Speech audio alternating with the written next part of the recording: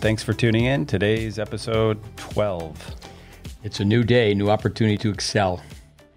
And today we're interviewing our good friend Richard Hernandez from Canada. Part two of what's going on in Canada. Yes. Tennis-wise, we're always asked what's going on in Canada. Did they put something in the water? And when we had the intro for Miran Man, the young guy, who's worked with Richards, worked with us, quoted John McEnroe. Mm-hmm. I can accept Canada having better hockey players than us. I cannot accept Canada having better tennis players than us. But Richard, I've known Richard a long time. Why don't we get him on the phone and we'll tell our listeners more about him as we go. All right. You've got that phone right there. Let's do this. Snap into that. So this is as high tech as I get, is using a cell phone. Oh, you're doing awesome. My goal at one point was to be the last person on planet Earth that had a cell phone. It went a long time. I think we could get sponsored by Apple. That was pretty good. Apple. Who took the bite out of Apple? Waiting for the first ring. There it is. Old man Richard. Remember, Miran's the young guy. Richard's the old guy. Richard? Hello. Hello. Richie baby. Hello. Steve Smith, Andy Fitzell. What's up? Good afternoon, gentlemen. Good afternoon. How are we? Good afternoon. Great. As you know, we're going to go with part two. We talked to your understudy, Miran Man, the young guy. We're calling you the old guy, old man Richard. Pre-internet? Pre-internet. We know Canada. We know Canada, a beautiful place, the Great White North. I grew up maybe 10 miles from Canada. I was fortunate to live in Canada. You made that arrangement when my kids were playing ice hockey. I love living in Toronto. Great city. With Richard, tell the people. It's hard to keep up with your background. Born in Trinidad, England, Italy, U.S., and now you're in Canada. Tell us about your early days. So I was So both my parents from Trinidad. I was born there. My father was in the airline business, and we moved to England in the early 60s, mid 60s. I was about 2 years old. Grew up in England. And while my father worked for the airlines, I was able to travel to different cities in Europe where he worked for extended stays, 3-4 years at times. And then with that, he decided it was best for me to go to boarding school, which I did. And that's where I picked up my interest in tennis. Probably a little bit before I went to boarding school, but primarily at boarding school. Boarding school in England, right? Yeah, boarding school, Portsmouth, England, Southsea actually, St. John's College.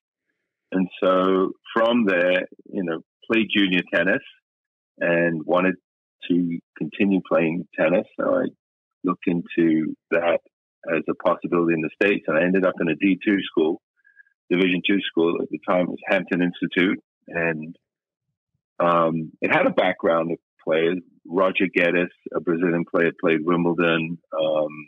Bruce Foxworth played the U.S. Open. I think he got to round of 16 at one year. Tragically passed away at an early age. And then a friend of mine who brought me to Texas, Gabriel Matos, was at Hampton as well. So that's how I ended up going to Longview/Gladewater to help a little bit. And with that,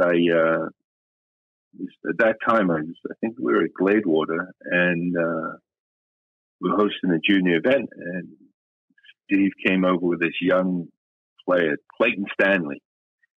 And I was just amazed at the level of skill this guy possessed, very early. I think he was like 10 or 11 at the time. And I sat and I spoke with Steve, and he told me his position with Tyler Junior College. And I believe the tournament was on a Saturday, Sunday, and Monday I went over I went to Tyler Junior College for a visit and to review what he did. I went a couple of times and then enrolled the next semester, the following semester. To digress, Clayton Stanley, I think born October 23rd, 1974. Yeah, so he was the first guinea pig at Tyler Junior College's tennis tech program. Years later, if you remember, he came to visit us when we were together in Toronto. That was in 1996 when the World Cup, the ice hockey was being played. And I remember Clayton said, he said, I've never seen a sports page where the first 6 pages are hockey photos.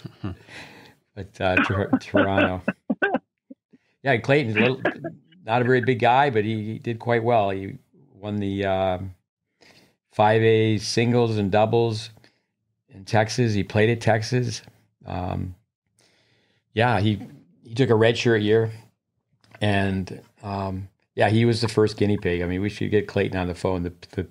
The people he took private lessons from, amazing. But go ahead. Right. No, and then that's when not to further digress into East Texas tennis, but there was a lot going on at the time with Tyler Junior College, how it was funded, what you had to do. And I didn't know the ins and outs at the time, but later found out. And there were a number of student assistants working with you. One was Dave Anderson, and the other was Craig Tiley, Jennifer Roberts, I remember at the time. And they were both studying under you at the time. And that in itself was, looking back to now, was quite remarkable how they got their beginnings. I know Dave's done very well at Brookhaven, and Craig is from University of Illinois as an understudy or assistant tennis director to interim men's coach to having that job permanently and then heading over to Australia. I mean, those I remember to be the stepping stones. Correct me if I'm wrong, but that's what I remember. Well, and on both those two, but there's so many even before them. But yeah, Dave Anderson, he was at Tyler, Texas for 3 years, but he had autonomy. He started running 2 clubs in the nearby town. I mentioned Jennifer Roberts. She actually was there at one point, one of those clubs in the nearby town. It was like a revolving door because we were trying to help people. The student assistants, they did so much, and they were working for just the love of the game. But she was there, and then she went to the Vic Braden Tennis College after 2 years with us. Then she was the women's coach at Illinois. Right. Tylee actually went in as the director of instruction. They built a new Atkins Tennis Center. But anyway, that was 8 years for Anderson, but 7 years for Tylee. But those 3, or even the other ones. One thing for yourself, I know that you're a teaching pro, and initially you audited the classes, so you had the privilege of sitting in the classes, but you already had a full-time job. But for our listeners, Richard took it upon himself to visit on a yearly basis. We've done so many things with Canadian players and various projects.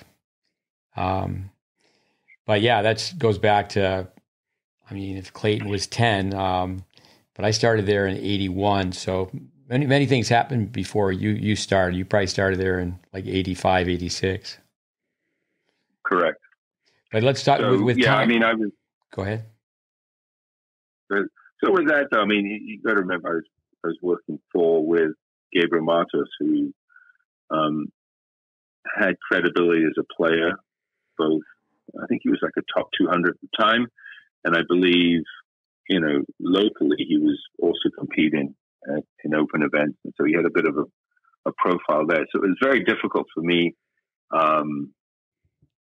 in the context of working for Gabriel, auditing, and trying to introduce concepts I was learning at Tyler Junior College in the tennis tech program. So I don't recall that being, an abundance of. I learned a lot in that during those times. I just knew I had to stay connected. So after from Tyler, I came back to Canada, and I started to work at the Richmond Country Club and I was hired by, he also worked with a number of pro players, Myron Grunberg, and we'll get into a little bit of his background later on, but he hired me, and I've been at Richmond Hill now I'm going into my end of my 34th year. So I started as an assistant, then I became director of tennis, following Harry Fritz. Harry Fritz was a former Canadian Davis Cup player and was hired onto the club as head pro.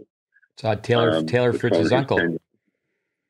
Taylor Fritz's uncle, correct. Yeah, Taylor Harry Fritz. And I worked with him or for him 2 years, I believe.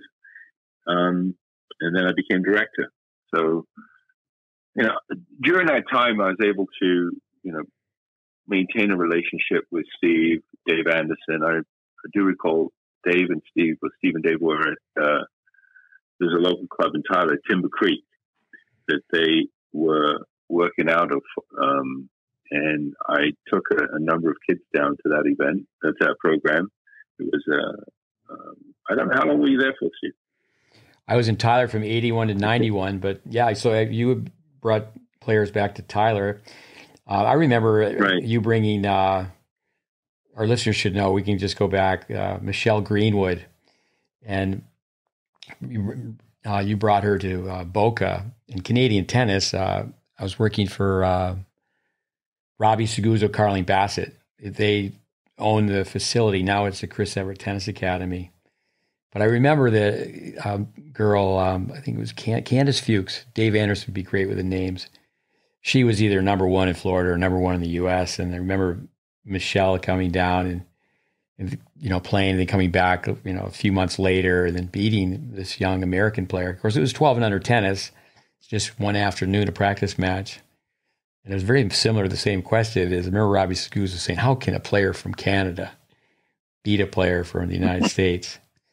But with the Canadians, I remember they used to have that inferiority complex that, they would have to leave Canada. You did such a great job training players to, the age of 14. And we know, even like going back, you mentioned Gabriel Matos. He was a really good player. He was the best player in the area. He was ranked 300s in the world. But I remember some of our students, they left working with us to work with Gabriel. And that comes back to some things we could talk about where we were form-based instruction. And then, I think a lot of former players are, what Louis Caillé coined as the great, the action method.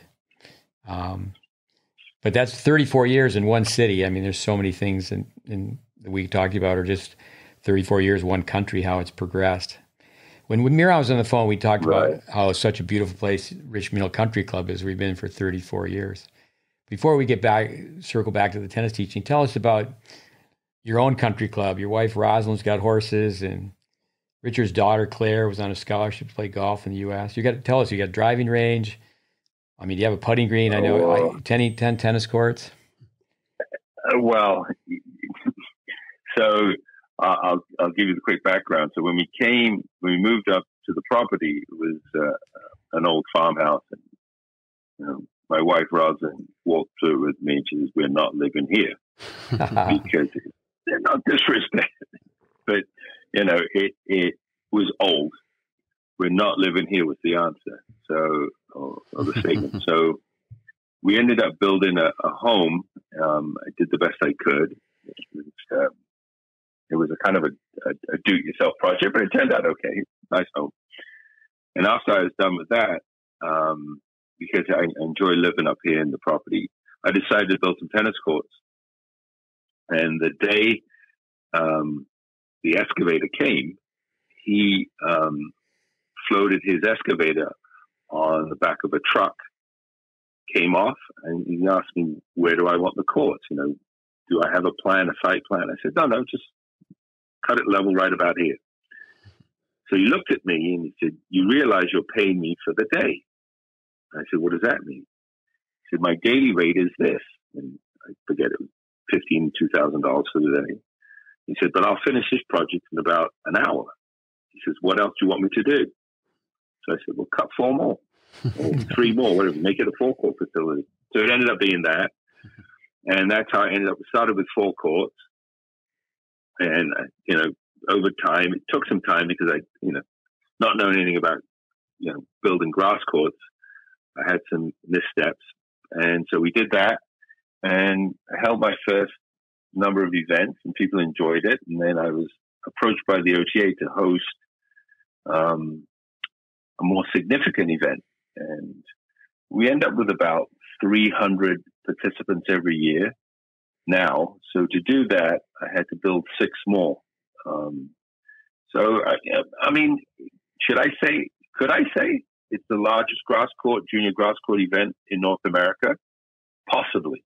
I don't know if there's anything bigger, but certainly it's. I was going to say in Philadelphia, there's three clubs in Philly. I'd have to stop and think. I was at Forest Hills not too long ago, but that's a healthy number of grass courts, though. Right. Well, not the number of grass courts, the number of players that play in the tournament is my reference to that. Oh, okay.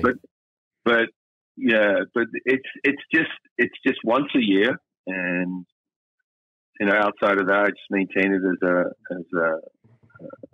a recreational. But my friends or some coaches, I've had players preparing for Wimbledon. Daniel Nestor came many times over the course of 3-4 years in preparation for the grass court season. And when Bianca Andreescu was a junior, she came in preparation for Junior Wimbledon. So with that, it's sort of lent some value to the player base in Toronto, but it's not a commercial setting, so it has its limits. But it's quite nice. I know before the pandemic, Andy, his wife Leo, she's here as well, and we had planned to have a grass court camp at your place. Yeah. I've been on your property, but that was back in the early days. That was several years ago now. Let me tell one story. Well, that was before we started. Go ahead. No, your visit was before I decided to build courts. Yeah, right. You had the house, though. Had the house, and you had the big garage barn. But for our listeners, I took a job with Tennis Corporation of America with Doug Cash. At that time, they had 55 indoor clubs, and I was based at a club in Rochester, New York. Most of their clubs, I think, or maybe not all of them, were called Midtown, but there was Midtown Chicago, Midtown Rochester. And I met a young Jeremy Wertzman. He was ranked 3 in the East. He was 11 years old. And, certainly Richard and I, Andy knows, we've worked so many years together with the whole process of filming and take-home videos and skills test charting. But we're trying to tell a young kid who's already ranked 3, tell his parents as well. And his brother Mark was already a college tennis player at Ohio State. He taught some tennis for me in the summers, but we tried to work with Mark's game quite a bit. But Jeremy, he just rebuilt his game. But I remember calling Richard up and said, Richard, and you just got to drive around Lake Ontario from Toronto to Rochester. I said, you got to bring Michelle Greenwood down here. And she, I believe, was 10 and Jeremy's 11. And, she just hit the ball better and she beat him. And that was a major eye opener for Jeremy. And he went on and won. I remember him winning his first national title in the 14s, but he was number 1 in the U.S. in college tennis. That had to have helped the parents too, right? Yeah, I always tell people, a lot of times in junior tennis, people don't listen to science, and when it comes down to imagery, even you show them a high-speed film of the pros. At the end of the day, they just want to know who wins, and that's unfortunate, especially in the early age groups. We've got some great footage of Jeremy on his backhand volley and his backhand underspin. Yeah, the course is still posted on the course Tennis we have. Intelligence. Tennis Intelligence applied. Yeah. With, but where would you start if you wanted to tell us about why has there been success in Canadian tennis?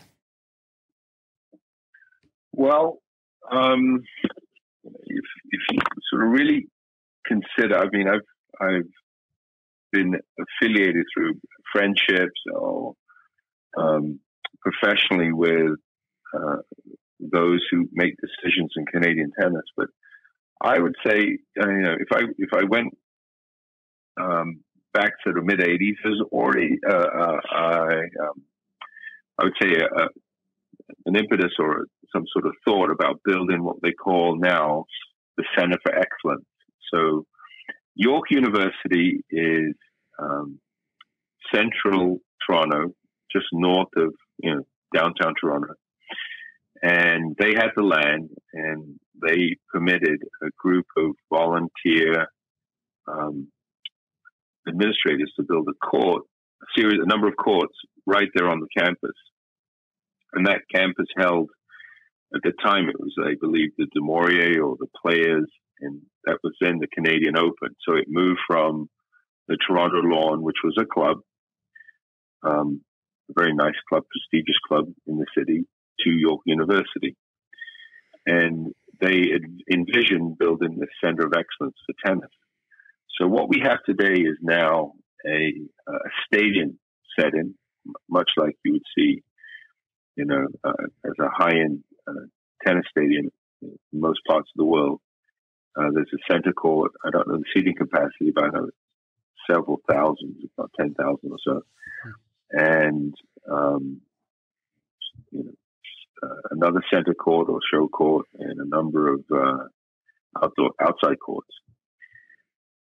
But to do that, to get to that point, they had to raise a lot of money, and that task was given to a young lady at the time who was studying for an MBA, Stacey Allister.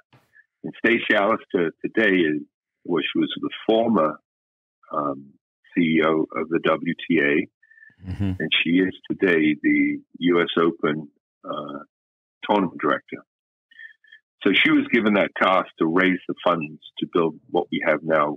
We call it the Aviva Center for Excellence. And with that building, that facility, the tournament, the Canadian Open, became the Rogers Cup in Toronto and the Rogers Cup in Montreal. So they have two venues where they alternate between the men and the women every other year. But they're able then, from those two events, to raise considerable money, either through sponsorship, ticket sales, etc. And those funds have been sort of the integral part to player development. So that's one part of it. So how they raise the money was one part of it. The second part is that York University, and again, it's really not documented as being part or one of the reasons, but York University was the training center at the time going into, I believe, the 86 Olympics for Ben Johnson. And Ben Johnson, Carl Lewis had this great rivalry, U.S. versus Canada kind of thing. And Charlie Francis, who, again, was a renowned track and field coach, was always at that center where tennis players from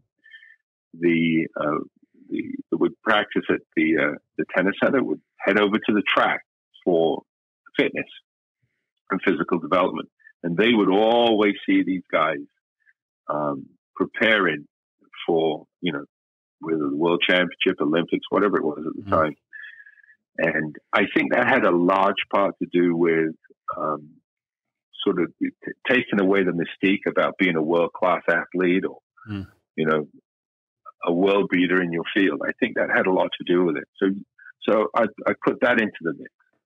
The third part that I put into the mix, and there's always been a discussion about the number of courts per capita in Canada.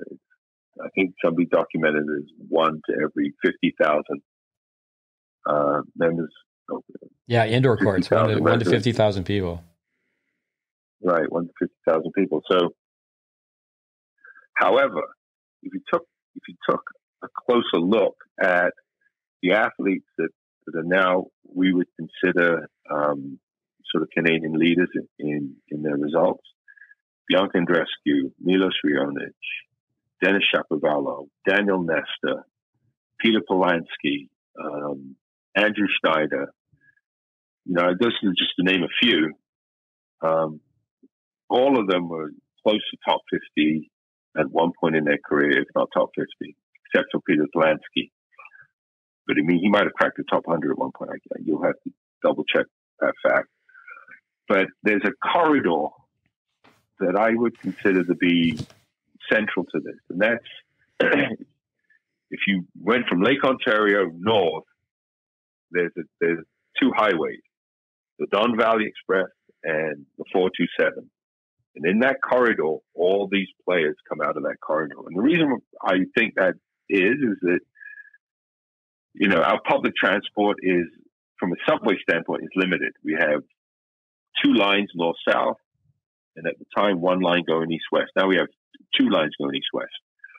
But with it, that in itself takes you to all the indoor facilities and/or, exchanges where you can get on a bus to get to them. And I think that was a large part of it as well. Because, again, you look in that corridor and you would calculate out the number of residents, the number of people living here, and the number of indoor courts. And all of a sudden, that number between 1 to 50,000 might be 1 to 10,000, might be 1 to 15,000. I don't know the exact calculations, but there are more courts in that indoor courts, in that corridor, than anywhere else in Canada. So I think that's a large part to do with it. So when it's all sort of said and done, do I have the answers? No, but I just throw those ideas out and those thoughts out as to why Canadian tennis, took some leaps, say, in the last 3 decades, from the mid-'80s up to now, right? So you're looking at, a number of reasons, but certainly, if I had to say one thing, the money raised by Stacey Alister to build those tennis centers was probably, I would say, the foundation, the cornerstone, the moment where Canadian tennis could make jumps, because all of a sudden we had money available to support ITF events, pro events, attract the best players in the world to these two tournaments. So it gave access to Canadian players opportunities to play against the best in the world. Yeah, on that, with on many different levels, you just really touched upon exposure with all 3 points. I think of Jim Courier, obviously former number one player in the world, and we listen to him in our living rooms because he's a TV commentator. He has a healthy ego, but Jim said when he stayed at the Olympic Village, he was very humbled. Yeah, these guys are athletes. The quote was, "I used to think I was an athlete." But I think also we talked about that with Miran, is tennis in Canada, you're not the land of the car trunk pro. Because of the winter weather, you have to be connected to an indoor center.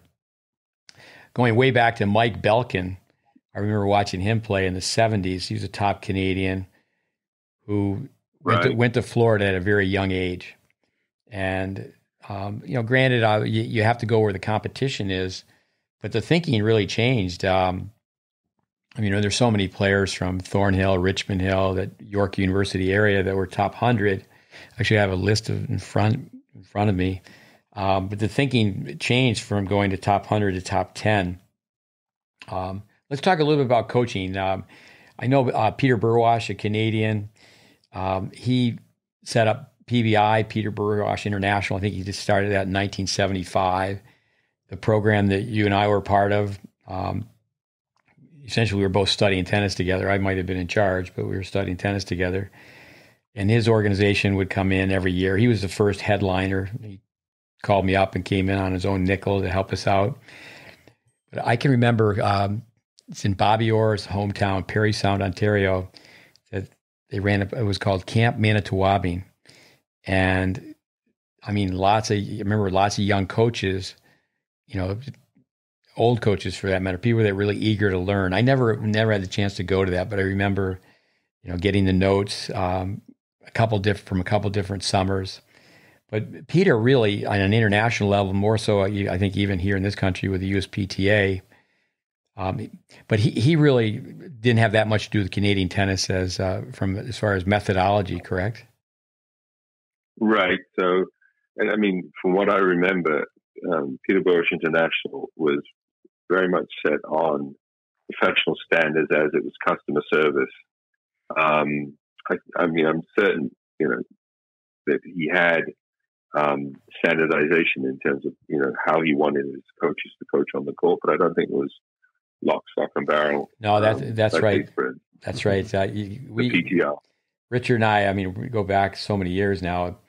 You mentioned one of your classmates, Craig Tiley, when he went to the University of Illinois, and Jennifer was there to really open up some doors because the men's coach lost his job, but Tiley initially, his players, when they traveled, they wore slacks, blue blazer. Of course, they had the orange necktie. But with that came from Peter Burwash. We used to train players, or I should say players, students that were going to become tennis teaching professionals. When you go to interviews, this is how you dress. Yeah. And certainly men and women, we would dress. How to go through an interview. But that's right. Service. What about Louis Caillet? Action method. Well, right. So let's go back a little bit. So Pierre Lamarche was owner, operator, director for the All-Canadian Tennis Academy. And they had the ability to lease space at that time before the current Center for Excellence at the old Tennis Canada venue, which was also at York University. There were 4 courts that were under bubble and a number of outdoor courts. And Pierre had the chance or the ability to rent those courts. And in doing that, he became director for player development at one point for Tennis Canada, but also had influence on how to improve coaching in the country. And Louis, being from Quebec, Pierre from Quebec, they had a meeting of the minds, and Pierre brought Louis in, who, Louis, I don't know if his first sport was tennis. I don't believe it was, but he had studied this action method from Europe. And he credits a coach from Switzerland. Correct. Yeah. So, in conjunction with that, Pierre also brought forward the idea of periodization. There was a professor at York University. I honestly forget his name. I apologize. Who was very much into periodization as it related to athletic development and performance. And that became part of the certification process. In other words, coaches had to become familiar with periodization in terms of essentially blocks of learning, whether it was in preparation, if it was fundamental development, in preparation for tournaments, recovery, but that became part of the equation for certification. So it's evolved over the years. I remember, Steve, I don't know if you remember this, but while you were in Toronto for a couple of years, you were here, mid-90s, there's always, strength in numbers. And Richmond Country Club, with the program we were running, always had the factor of sending, for the size of program we had, a disproportionate number of players to nationals, and all, they were winning provincial titles, etc. And I remember there was a time when we would have, these tournaments where Team Ontario would select the players based on, a point value, a point system, to go to nationals. And there were occasions where we would, in a quarterfinal event, the club, Richmond Hill, would have 7 of the 8 quarterfinalists. So with that, Ari Novak, who at the time was in charge of certification, asked for a meeting with you. And I know that was one of the moments when Ari decided to entertain how certification in the country would change.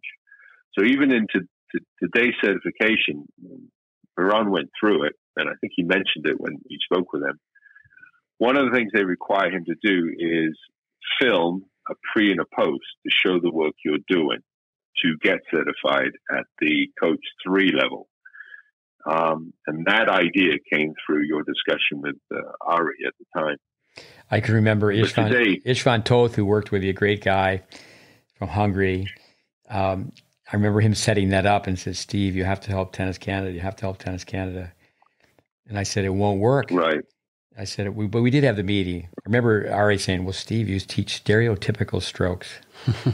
And, but anyway, I told Ari, Istvan, I'm sorry.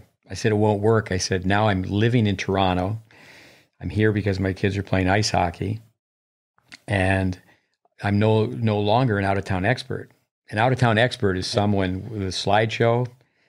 I mean, they're from out of town and they have a slideshow. So I had a slideshow, but I was from in town because I was a resident of Toronto at one point.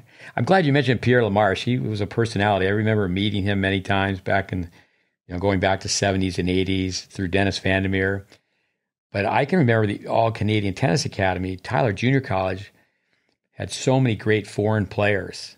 And back in the day when people would come over from overseas, they didn't know the difference between TJC, Tyler Junior College, or USC.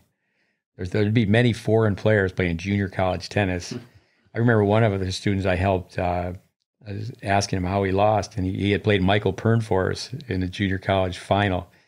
But Pierre I thought he was in London, not in Toronto, when he had his academy. But yeah, he had kids from Australia and New Zealand. And again, coming back to our original comment where I was thinking, why would people be going to London, Ontario? I mean, I went all over Ontario as a kid playing hockey, and I was like, why would anybody be going to London, Ontario for tennis? Could you comment more on that? So Pierre had a live-in academy where he was bringing kids from the city to live with him full-time and train. So just based on his access to courts and court availability, and how he could lease courts to do that, I think the club that he was at in London, Ontario, allowed for that. But having said that, though, he was also, after a while, he had sites in Mississauga or Burlington. He had affiliations with the older generation, and I don't know if you remember these guys, but Harry Fauquier, Keith Carpenter, Ken Sinclair, all those 3 or 4 guys were instrumental in helping Tennis Canada, get additional funding and build on what they had before. So, Pierre had a lot of connections with that, and he was able to, maneuver in and out of different circles. I mean, that's how he ended up at York University. London itself, there was a coach that worked, him as well. He worked for me. He was actually trained by Dave Anderson. He was attending the University of Texas and decided to rebuild his game to turn pro, Hubert Karash. Yeah. And I think he spent a considerable amount of time with Dave Anderson. And first with Dave Anderson, then it's a remarkable story, really. He went to play a money tournament. It was in East Texas, and Anderson was in charge of these 2 clubs. And he was already in the lineup at Texas. I remember he was a junior Wimbledon doubles runner-up, but he just, I hate the expression, but he bought in. So yeah, I spent quite a bit of time with him. Richard Bodian. But his mother's Japanese, and Hubert at one time was #1 in Japan, but he also was good enough. He wasn't a playing member, but he was a practice member of the Canadian Davis Cup team. So it served him well to change his strokes. He was ranked #1 in the ITFs, but I didn't know he was with Pierre at one point. He started with Pierre. Okay. When Pierre was in London, Pierre gave Hubert a partial scholarship, if not a full scholarship, to train in his academy. And, Hubert is, he's a soldier in terms of going to work on the court, and he did what he's told in terms of hours of training and so forth. And became a prominent player in Canadian junior tennis before he went to university in Texas.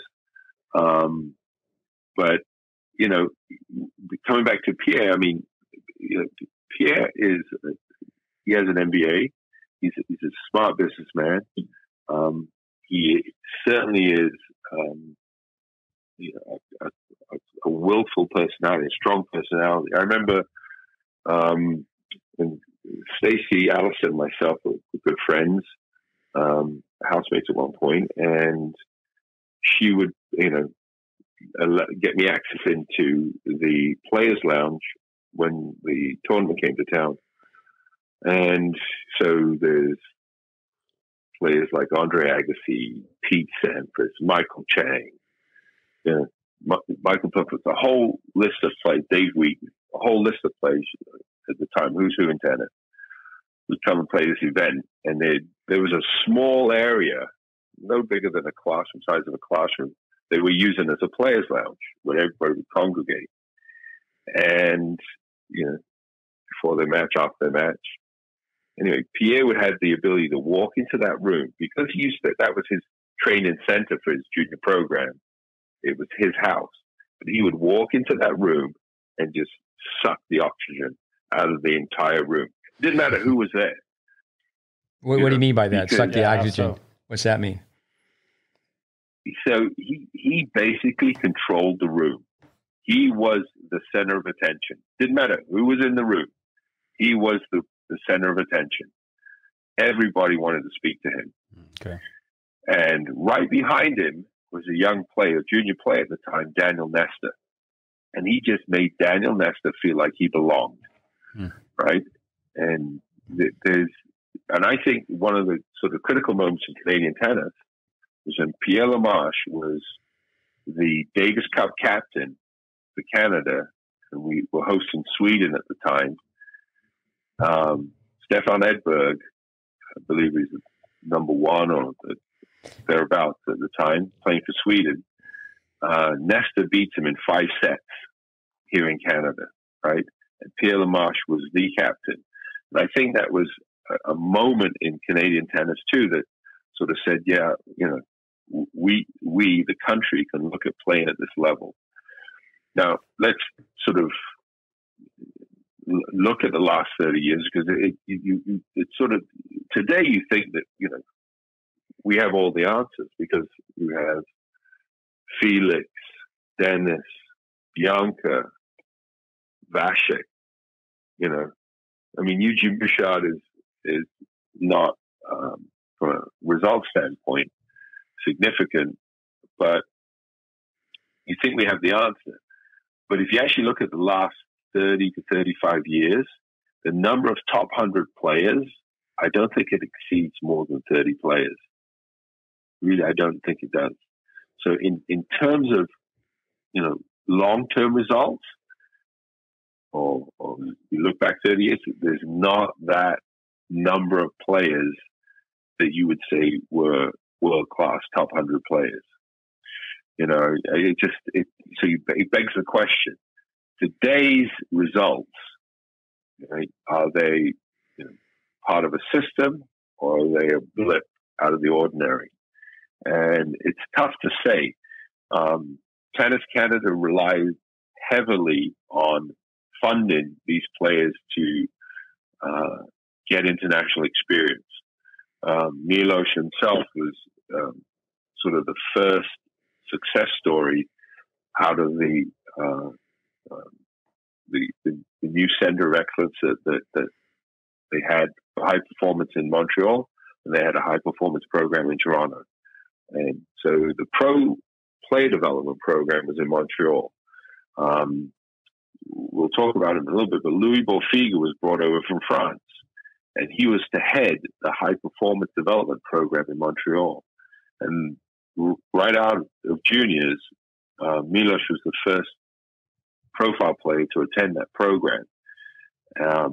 But it was a limited number of players there. I think Fred Niemeyer was his coach, and Fred had, I believe, a top 150, 200 ranking at the time, and they felt that he was the best coach to travel with Milos. But it took money to send Milos on the road. And so the money that they were using from that moment on today really it kind of dried up with COVID now, with the ability to not be able to host the tournaments. I mean, Tennis Canada's hit a brick wall. Yeah, I've read that. You know, they had 150 employees; they're down to 50%. Yeah, you know, and quite a few of those guys that were cut were the coaches that were running these centers.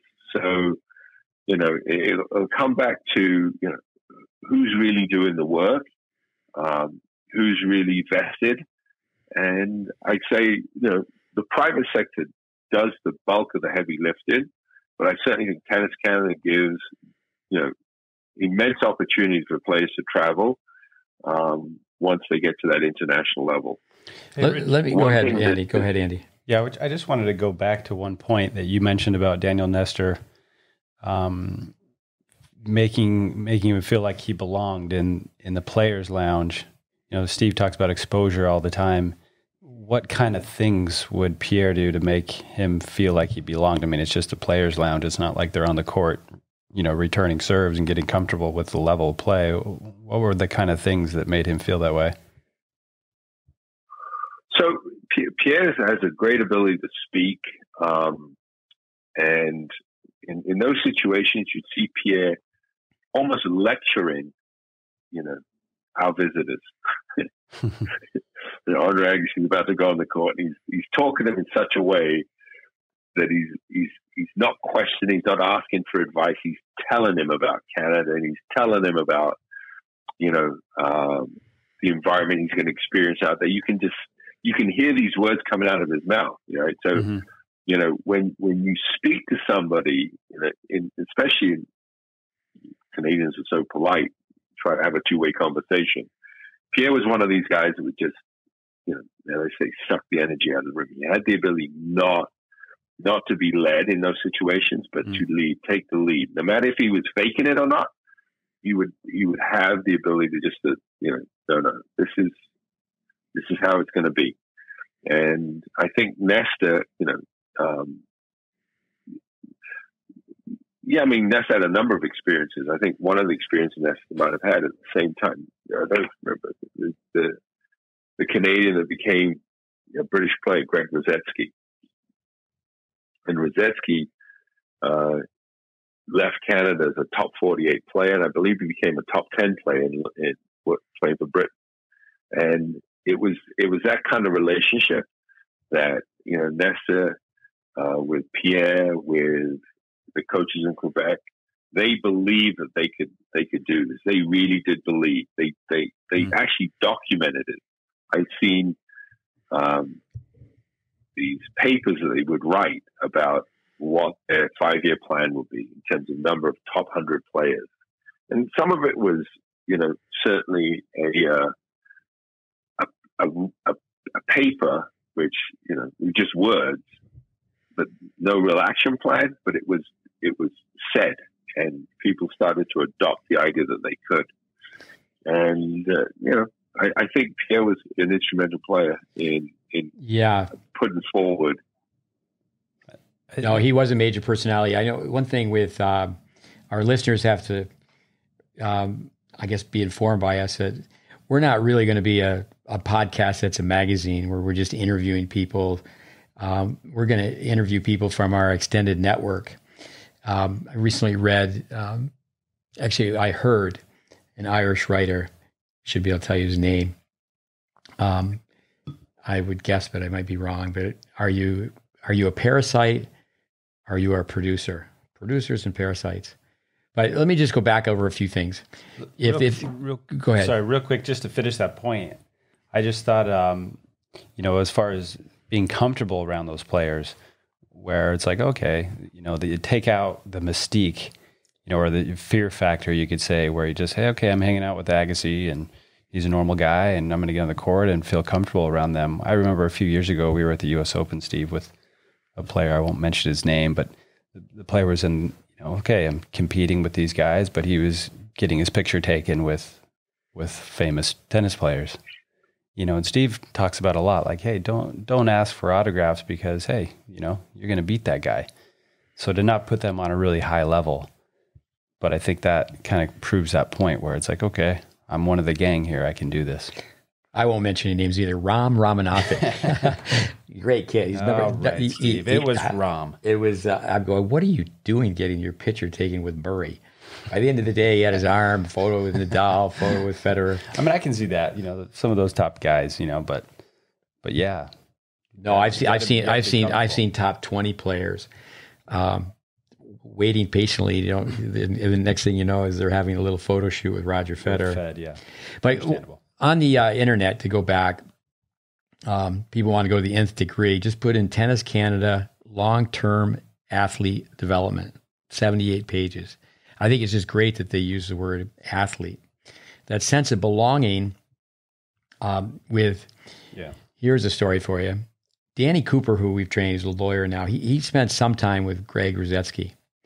And I remember Greg Ruzetsky, this is how it works. He lost to John Lafniaga, who lived with us when he was a kid. And next thing you know is Cooper's telling Mr. Ruzetsky that he has to come to work with me. Cooper said he could always serve.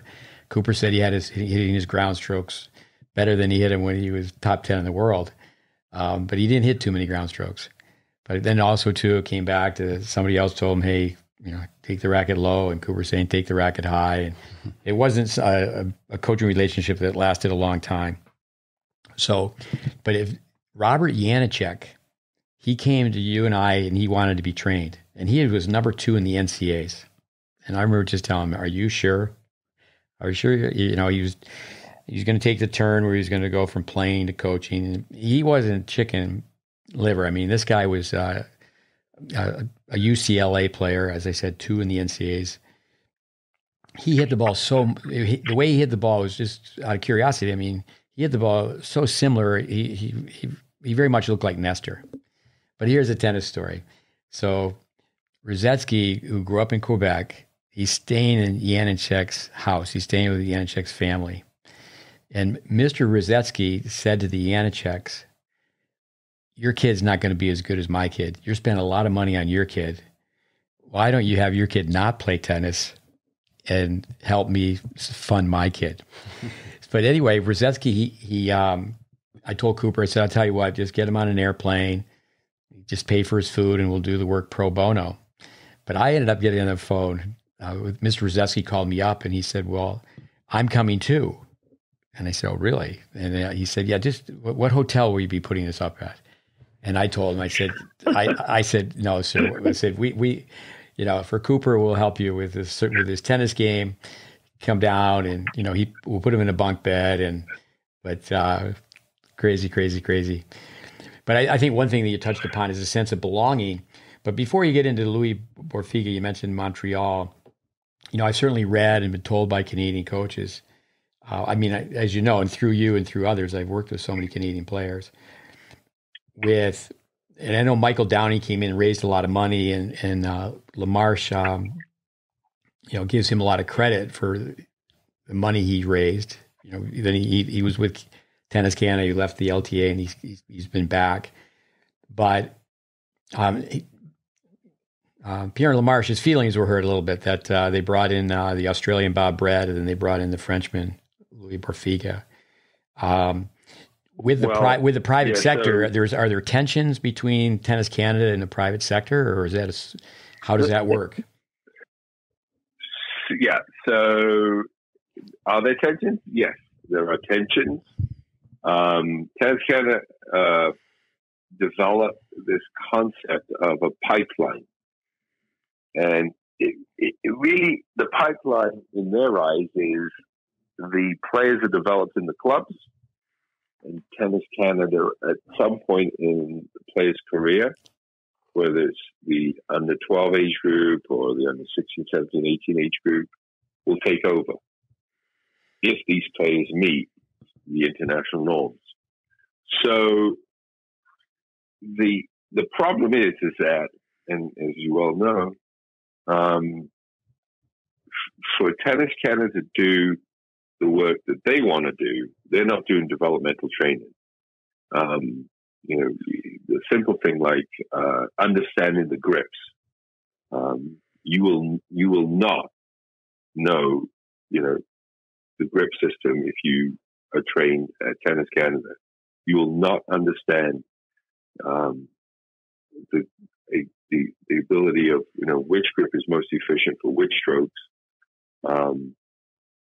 which grip requires the least amount of adjustment, how to develop swings with the context of a ready position. You will not understand the system through Tennis Canada. They take players that have national profile. So let's say an under 12 player. We had a young player a couple of years back. Tennis Canada were looking at players in January, say, and they had a short list of players that they were recruiting. They already tagged one of our players, a lefty, to go to the program in Toronto. And there was another player that they didn't even see. Anyway, this young boy ends up winning a national title a couple of days before they were to start the program. And they'd made their selections in that age group. The kid of our program wins a national title, and under their sort of guidelines, this young boy had to be in the program at Tennis Canada. And they sent him an email 2-3 days before the program was to begin, right? Sent the parents an email. There was no, Miran was working with the young man primarily, but he was in our program full time. There was no discussion with Miran. There was no discussion with myself. There were no guidelines as to how he would transition from our program, because he'd already, registered with us and paid the fee for the semester, whatever it was. There was no discussion. So that is an example of how sort of cumbersome the system can become. So with that, and it doesn't just happen to myself, it happened to a few other academies. So with that, in that, I think it was 2018, 2019, the beginning of 2019, I can't remember exactly. There was a huge, not revolt, but certainly, a fair number of the local coaches got together, and a number of letters and papers were written as to, and as a group, we termed it, trying to take the high road, as how to improve Canadian tennis. But it was really a revolt against the money that Tennis Canada had wasn't being funneled down to the levels where all the work was being done. It was being kept at the sort of the centers to, hire 3 or 4 coaches, fitness coach, psychologists, and work with, half a dozen to a dozen kids. And it made it difficult. And it goes back to, what is the priority for Canadian player development? And there's a mixed bag of ideas, but we can all agree upon that the best Canadian players should be given competitive opportunities. So we all agreed upon that. But outside of that, there was no agreement on, when a player should go, who he should be, how he should get there, what are the criteria, the Tennis Canada would use to invite a player. It was never agreed upon. So I think in the end, Tennis Canada just decided to go the way they wanted to go, which was invite the players that they wanted, irrespective of what the private sector had to do. Same thing happened with Milos. I believe Milos was in Florida at the time of Casey Curtis and had done some decent things and was looking, like he had the profile that they wanted. But, similar to, these other boys, Tennis Canada contacted the parents and set a meeting up, and there wasn't a consultation with Casey to facilitate this. It was just, we've made a decision to support him, no ifs, ands, or buts. And that's where it becomes problematic. So in our instance, and I'll just use the loose term academy, but our junior program, when you take out, one player that everybody sort of grew up with, let's say, and they feel, affiliated with, and you invite them into a Tennis Canada program and trust me, this kid, this 12-year-old had unbelievable traveling opportunities. I remember in the first 4 months, I think he traveled to Europe, he went to Paris, he went to South America. Maybe we've gone to Paris twice, maybe gone to Europe twice in the first, not even 6 months, 4 months. I mean, an unbelievable experience. So when Tennis Canada provides that to Milos, to Bianca, to Denis, they're really trying to take a grip hold of the player's life with the finances and the opportunities they can offer. So it becomes a problem. And one of the tasks that this group was trying to do was actually have an audit of sorts with the money that's been spent on play development, because it was up in the tens of millions of dollars. And by way of reviewing how well Tennis Canada has been doing, they wanted to look at the money spent and the results we've achieved. And I don't know if it's the right approach, but that was the idea that this group wanted to, at least they use the word transparency. They wanted Tennis Canada to be more transparent with the funding that they were providing these players and how they were attracting them out of the program. Because, I used the phrase at one point, I thought it was undermining the junior development system, because once you take, and bear in mind, this is how it works in junior tennis, it's almost like a Siamese twin approach. They feel like they're connected at the hip, junior players. So if you take one player, 3 or 4 players feel they should be going too. And it kind of dislodges the... No, the money's a factor. Like say here in the U.S., the USTA, if they have money, they've got a deep pocketbook, they wild cards. I can remember being at a junior tournament in Montreal with a player from your program, Robert Steckley, who Istvan Toth really did so much work with, but I helped out with his game very, very much as well. But it was at a national tournament, and Louis Caillé is right there at that time as a leader of Canadian tennis to meet with him, and then so the young kid's going to get that warm up with the big red maple leaf, and then also too is I think the federations many times they hire former players that haven't really circled back, and I think a lot of former players when they start to coach. They're going to coach very much the way they ended up training. Okay, let's do some cross courts. Let's do some down the line, some 2-on-1s. Let's play some tiebreakers. And, what's that person going to do with, 12, 10-year-olds all at the same time? Right. And that's why they would pick the most skilled, the best players, because it could mirror what they understood to be player development. With those players, you couldn't take the best athletes. I mean, I can't think of a scenario where, a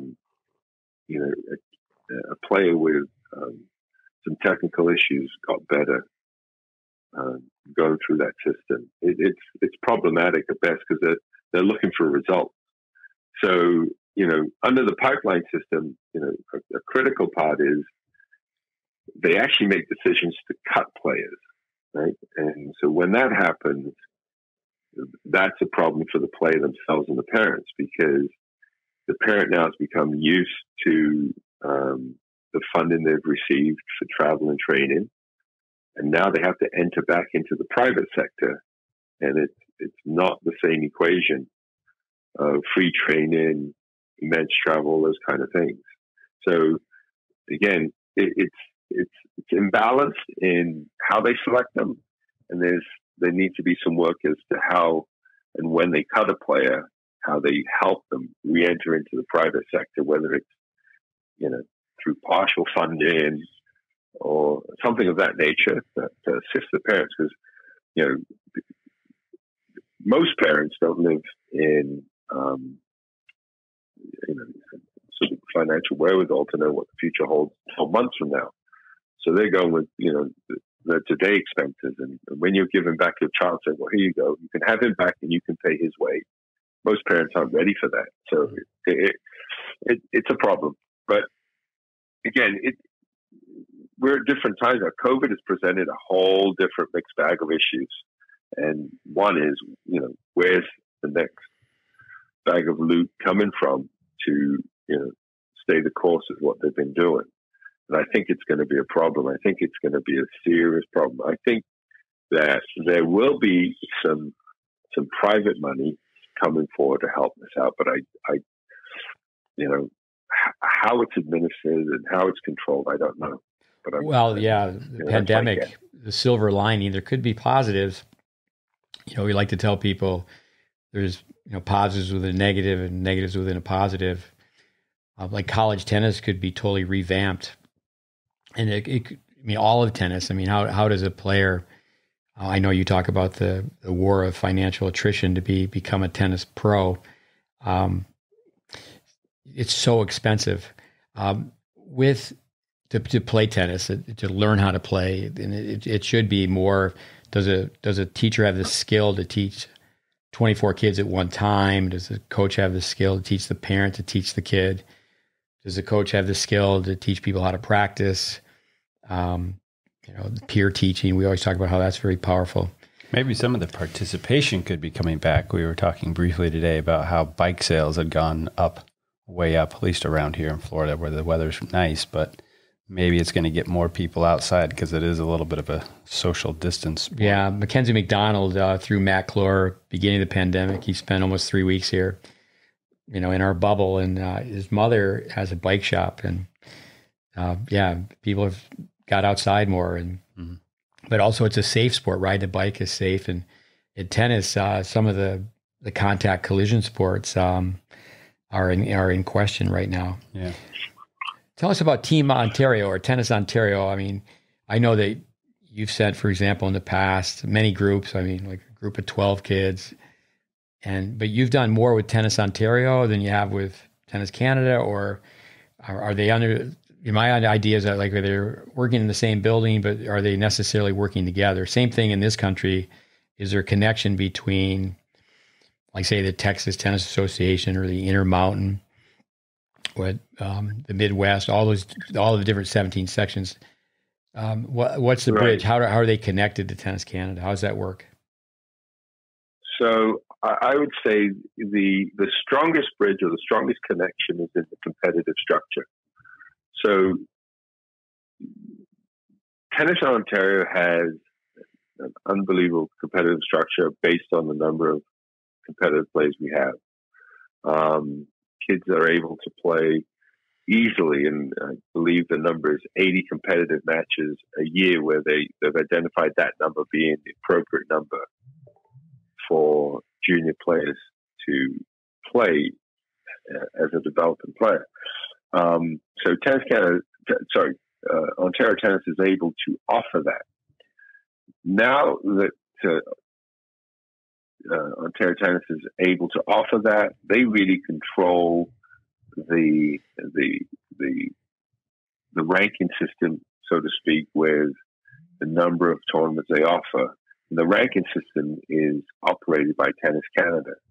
So while they agree on what the ranking system is, Tennis Canada has to balance the value of each event with other events nationally. So that's where it becomes a bit of a problem.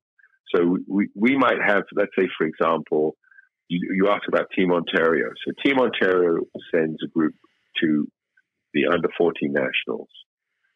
Vancouver will send a group. Alberta will send a group. British Columbia will send a group. Sorry, British Columbia, Alberta, Manitoba, Quebec, and so on. Everybody sends a group to represent the province at nationals. But that system doesn't necessarily get the best players in the country to national, because each province has a select number of spots that they have to fill, right, as equal representation. That's one of the mandates that Tennis Canada has. So that's where there's a bit of an unsettling issue between Ontario Tennis and Tennis Canada. So, the ranking system certainly, or the competitive structure is one of them. The other part of it is that with Ontario Tennis, they represent the clubs locally. So they're funded in part by the provincial government, they're funded part by Tennis Canada, but their funding really comes, majority is from dues from the clubs. So when there's an upset with the local academies and Tennis Canada losing players to the Tennis Canada program, Ontario Tennis has to step in and be a little bit of the heavy with Tennis Canada in terms of, it's not right, shouldn't be doing this. So it becomes political on that end. But, again, I'm sure, look, Steve, these conversations go on forever like this, but I'm sure that in most countries, there's always, a group of people who are upset with the national federation, and have power in the provincial federation and the local groups of players. I'm sure that the same thing goes on throughout the world.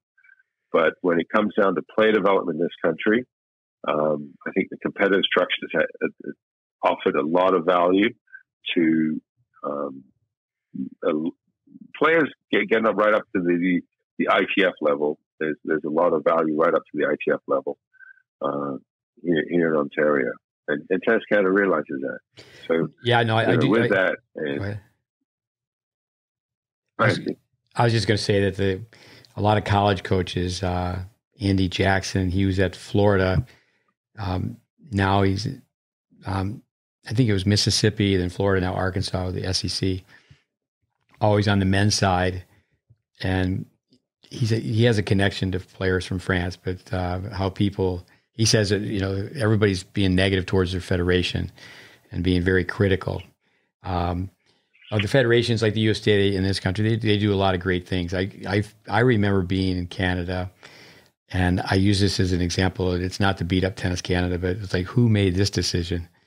Is through you, I spent a lot of time coaching Mario Cosentino, and I did video work for Frankie Danzovic.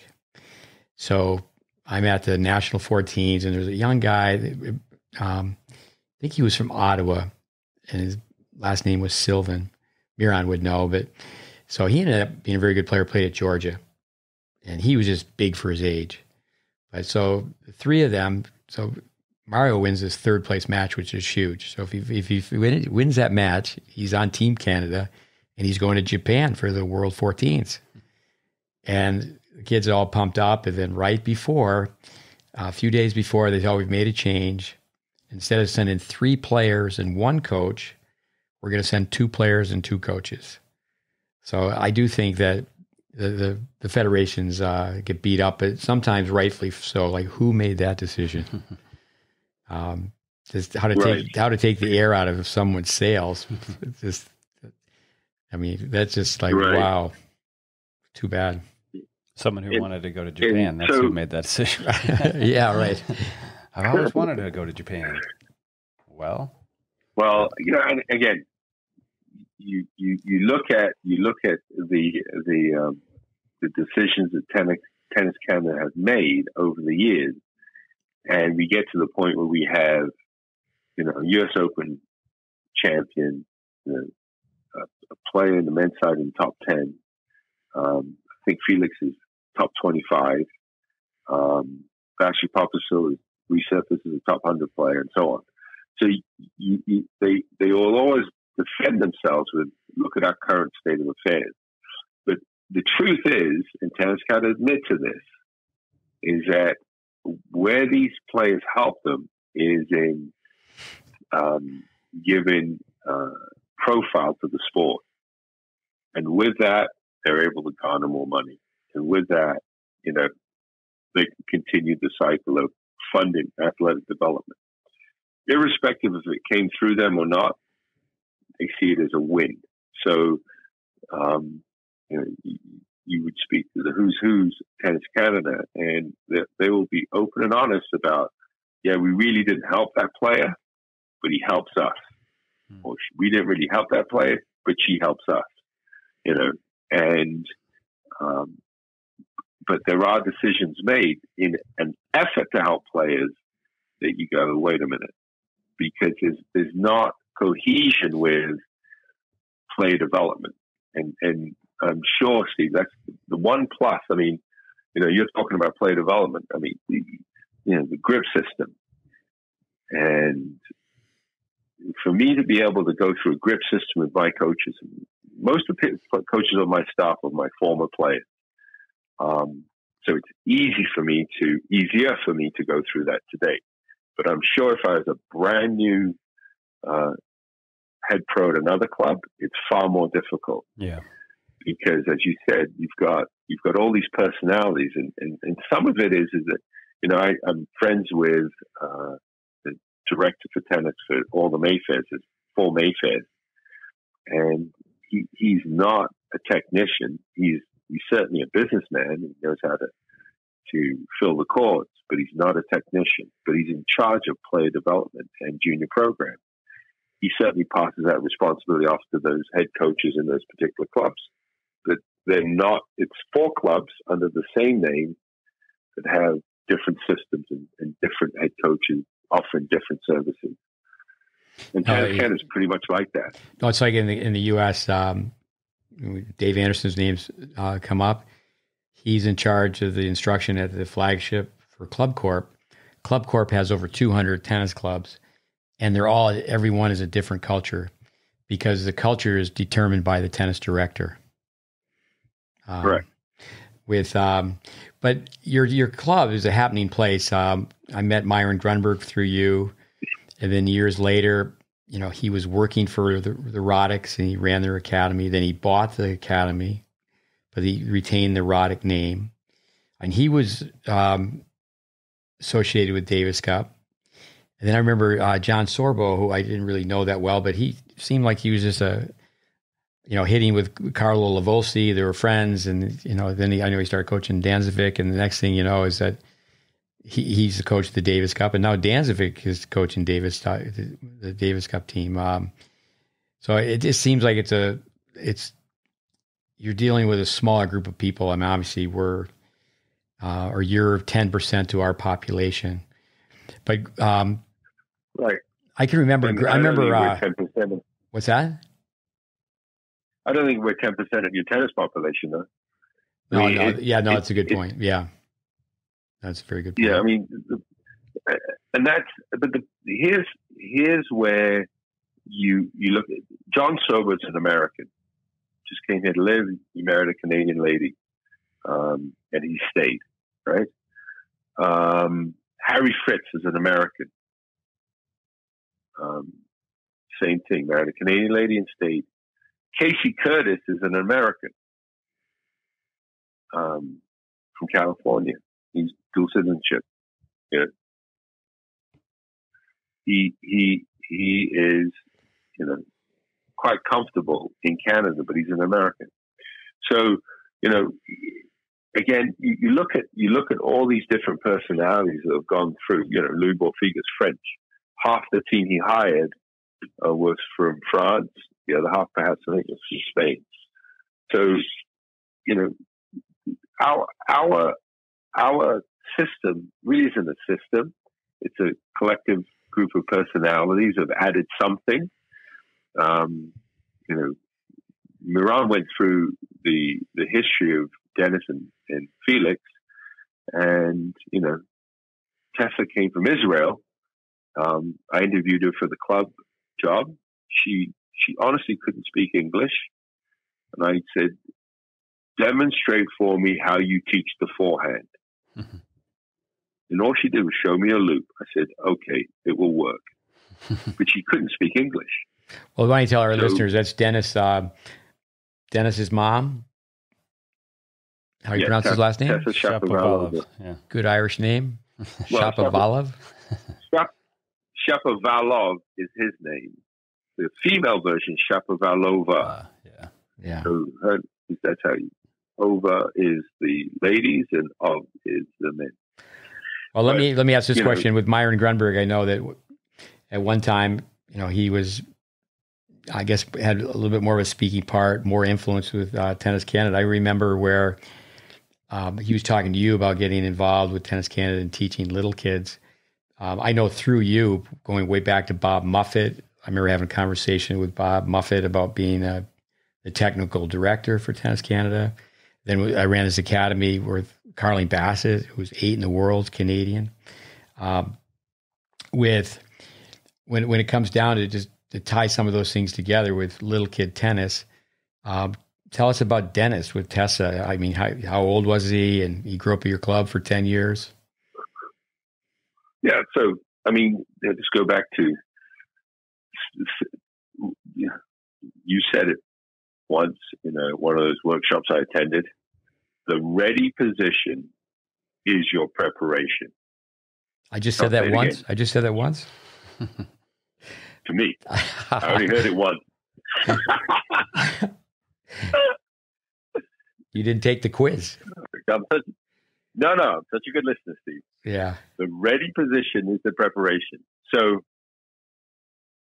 Denis's development, whether it stemmed from that, ready position, unit turn, shoulder turn. He had that from moment go. Mm-hmm. That's what he had, right? So it wasn't as if, he evolved. He didn't evolve. He had that for the first, 8 to 10 years of his life. The night he won, he beat Nadal. Mm-hmm. The match point, he did a tiebreaker, and he played a basic pattern that he must have trained, I don't know how many hours at the club, right? Cross court, short ball, move in. Basic pattern. And that's what he did. That's all he did on match point. And I was just, he did that when he was 6 years old. Mm-hmm. So my point is that his tennis is,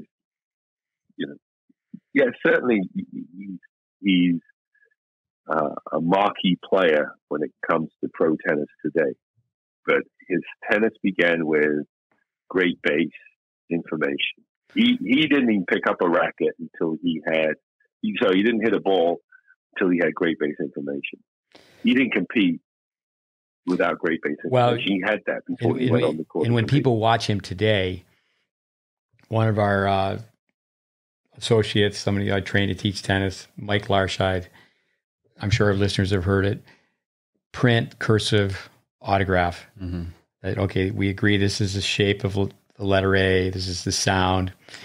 And then in cursive, and Mike Larscheid makes a really good point. So if someone is watching Nadal, he signs his name with his surname with an N. And when you look at someone's signature, you can't tell it's an N necessarily. Unless you saw it, you just know it's an N. Okay, that's an N. Then you can kind of tell. So I think that's where when people, he's gone down the road so far in the competitive side. Most people, they don't really have the eye to see. When you talk about grips, for example, in our country, someone told me the other day we have 4 players in the top 100 on the men's side, and one is John Isner. Great guy, great serve, but he plays one-up, one-back doubles when he does play. He's improved, but the mechanics he has on the backhand volley. If you look at Tiafoe's backhand volley, you look at Taylor Fritz's backhand volley.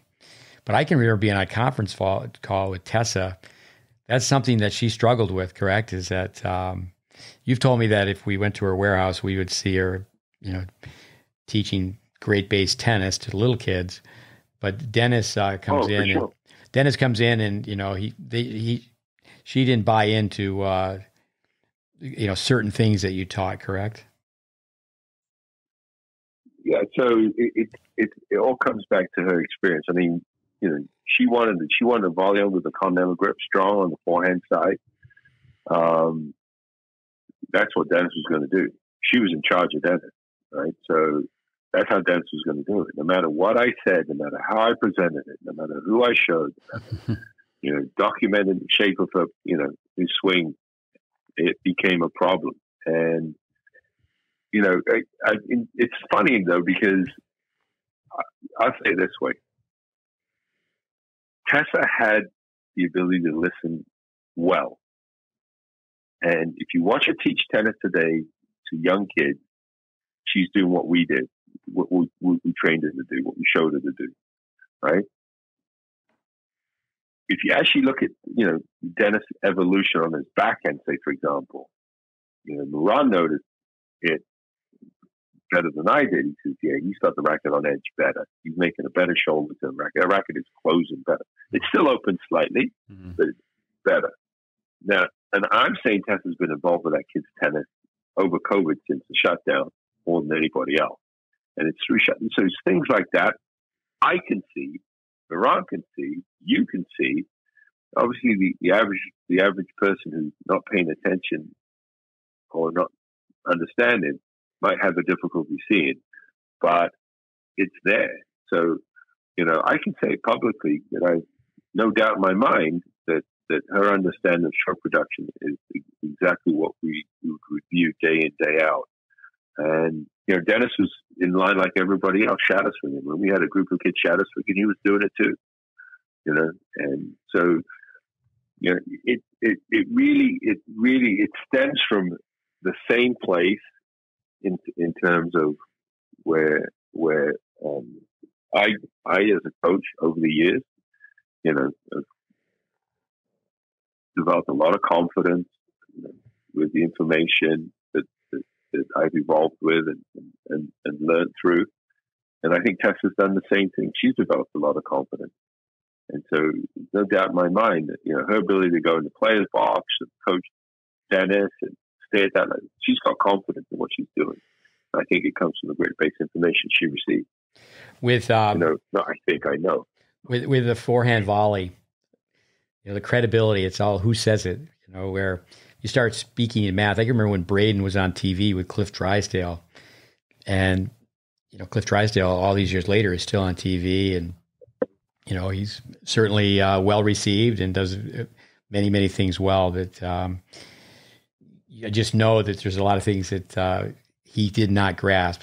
Like, say, the continental grip, where do you get the 45 degrees? Spin the racket 8 times, 360 divided by 8. But Jose Garris, if in this country, he was, still is connected with USTA, but he was a lead coach for a long time. He was 6th in the world, I believe. And he says it's almost a continental. Or if you think of Charlie Hollis, who coached Laver, and he called it an Australian grip. I hope David Squire listens to this. I had to hit him over the head as Australian, and he goes, "Hey mate, I'm not teaching anything but the continental grip." But I said, "Well, let me hit you over the head, knucklehead," because they used to call it the Australian grip. Mm-hmm. And if they just knew that little adjustment, I think most players don't know they think it's a continental grip, but it's not quite a continental grip. Exactly. I mean. I've listened to my students, and you learn from your students. Chad Berryhill, he used to tell people, we are in the vast minority. But sometimes the minority is correct. Right. With Bob Brett. And so come back to what you said. It's incredibly who says it, but there's also the willingness to say it. And I remember, Daniel Nestor, he's not a friend of mine, but, we've had some long, personal, drawn-out conversations. And one of the things came back to his development over time. And I remember Harry Fritz came to me one time. He says, I'm going to be working with Daniel Nestor. They want me to help him out with his serve. Harry Fritz poses this question to me. What do you see? So I remember watching Nestor play many, many times, and he'd go to letter T, get up the letter Y, and he'd literally spin the racket in his hand, in a circular fashion, and re-grip it, and then serve. I said, well, you might want to take care of that. There's a basic comment. That's one. Nesta, here's that from Harry. Done. Right? He said it. Then there's another situation where Nesta's at the club, and I'm having the same conversation with Danny. Danny, remember when you used to have your right hand at the top end of your throat, right? And then when you turn for the backhand return, used to slide down. I said, at that point, the racket face was reset slightly open, right, which made it problematic for you to calculate off that side. And there was a time when he was training with Myron, and I don't know if it was a short-term a relationship or what. And Myron said to me, what do you see? And I said to Myron, his right hand slides down, resets and opens at the bottom of the swing. Myron says to me, I don't know if we can discuss that right now, Richard. It's okay, no problem. I left the court. I go upstairs to my office, and the club has this walkway looking over the court that we're training on. So I'm heading from my office over to the administration side, and I look down. I see Myron trying to explain this sliding right hand. So my point is, it's the gumption to say it gets it there. Now, I say the same thing to Nesta.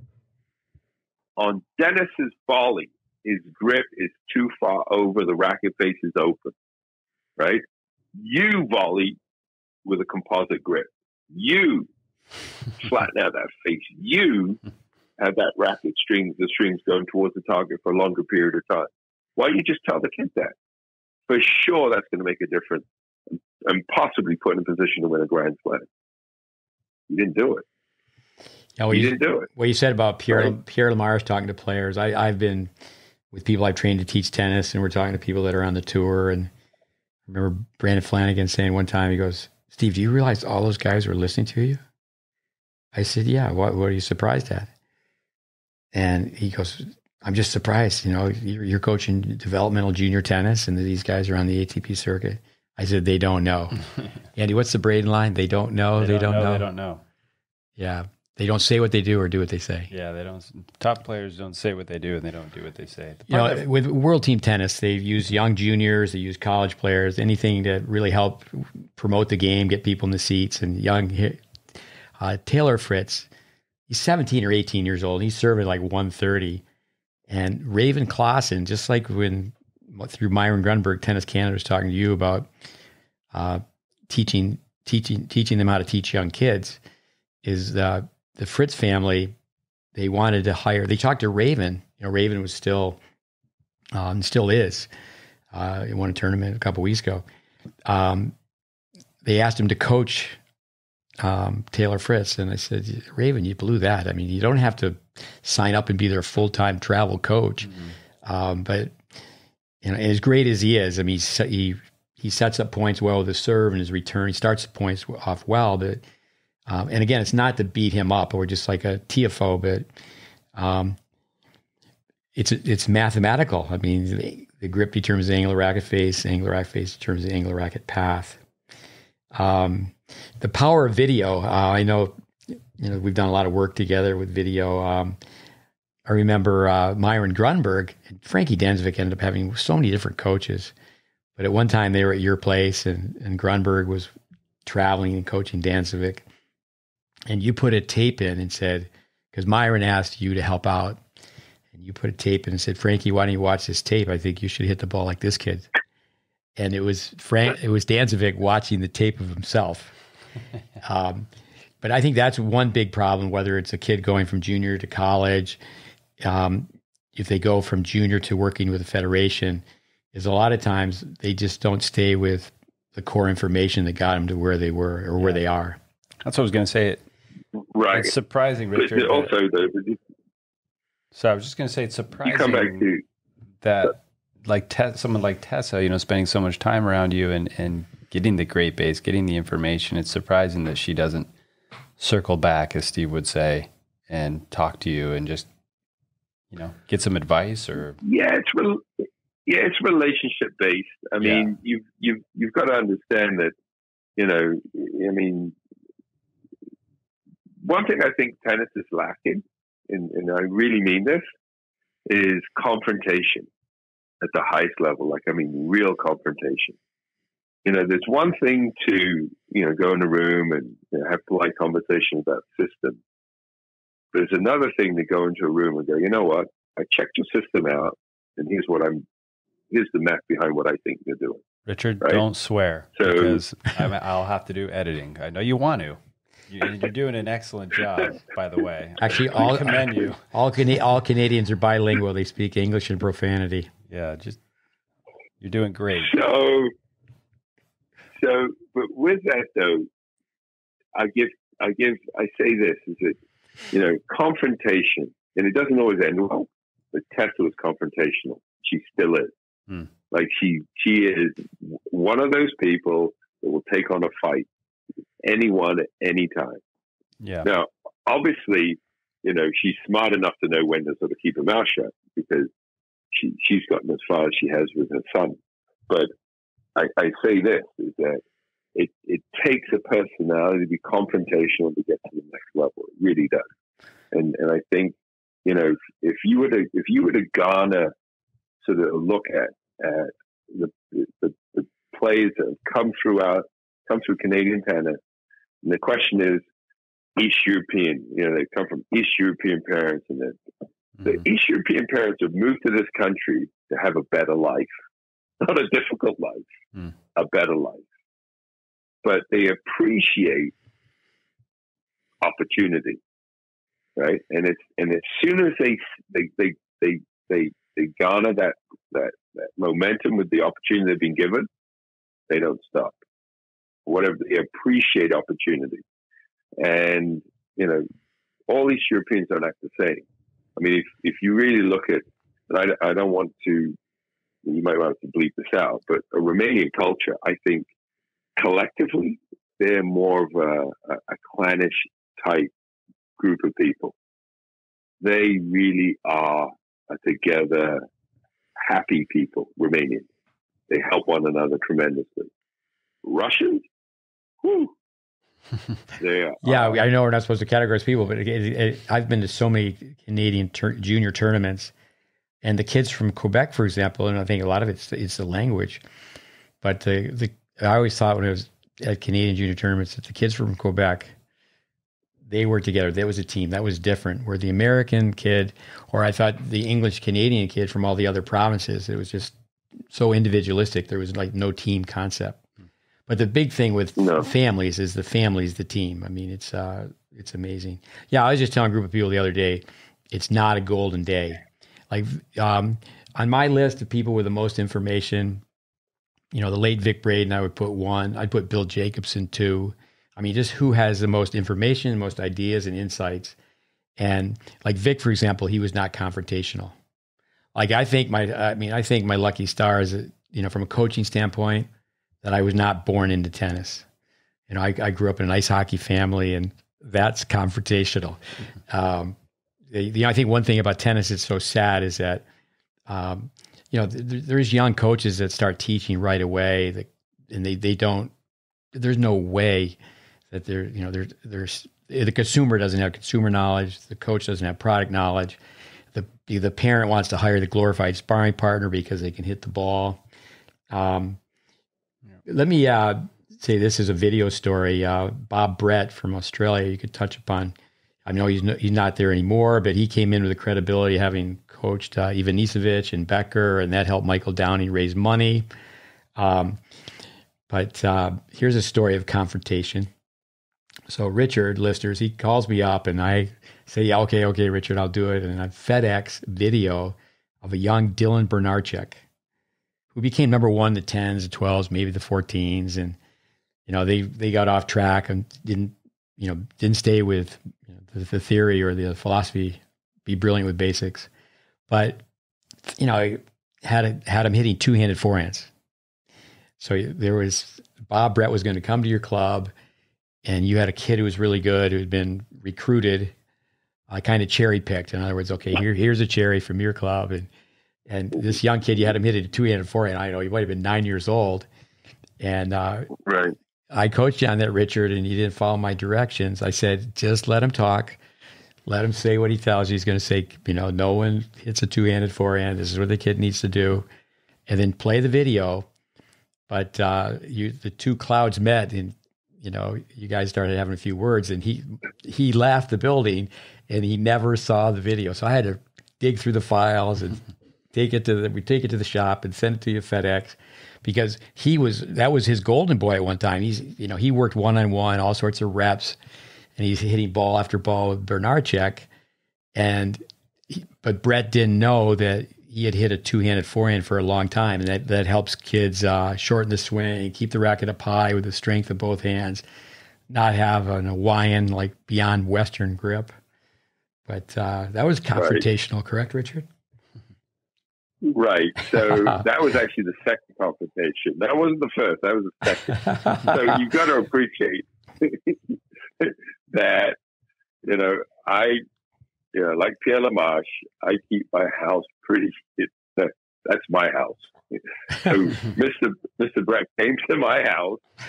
And Richmond Hill Country Club, beautiful place, all those indoor courts, clay courts.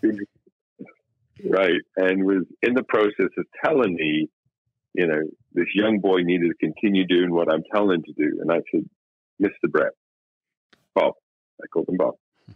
I said, it swings too long. He said, no word of a lie. What do you mean it swings too long? I said, well, if you look at the racket, it goes from the ready position, went slightly up above his head. By the time he made a turn, the racket was slightly open above his head. To correct that, it goes 3-4 feet behind it, 3-4 feet this way. And I explain it to him in an orderly fashion. He says, I don't understand what you're saying.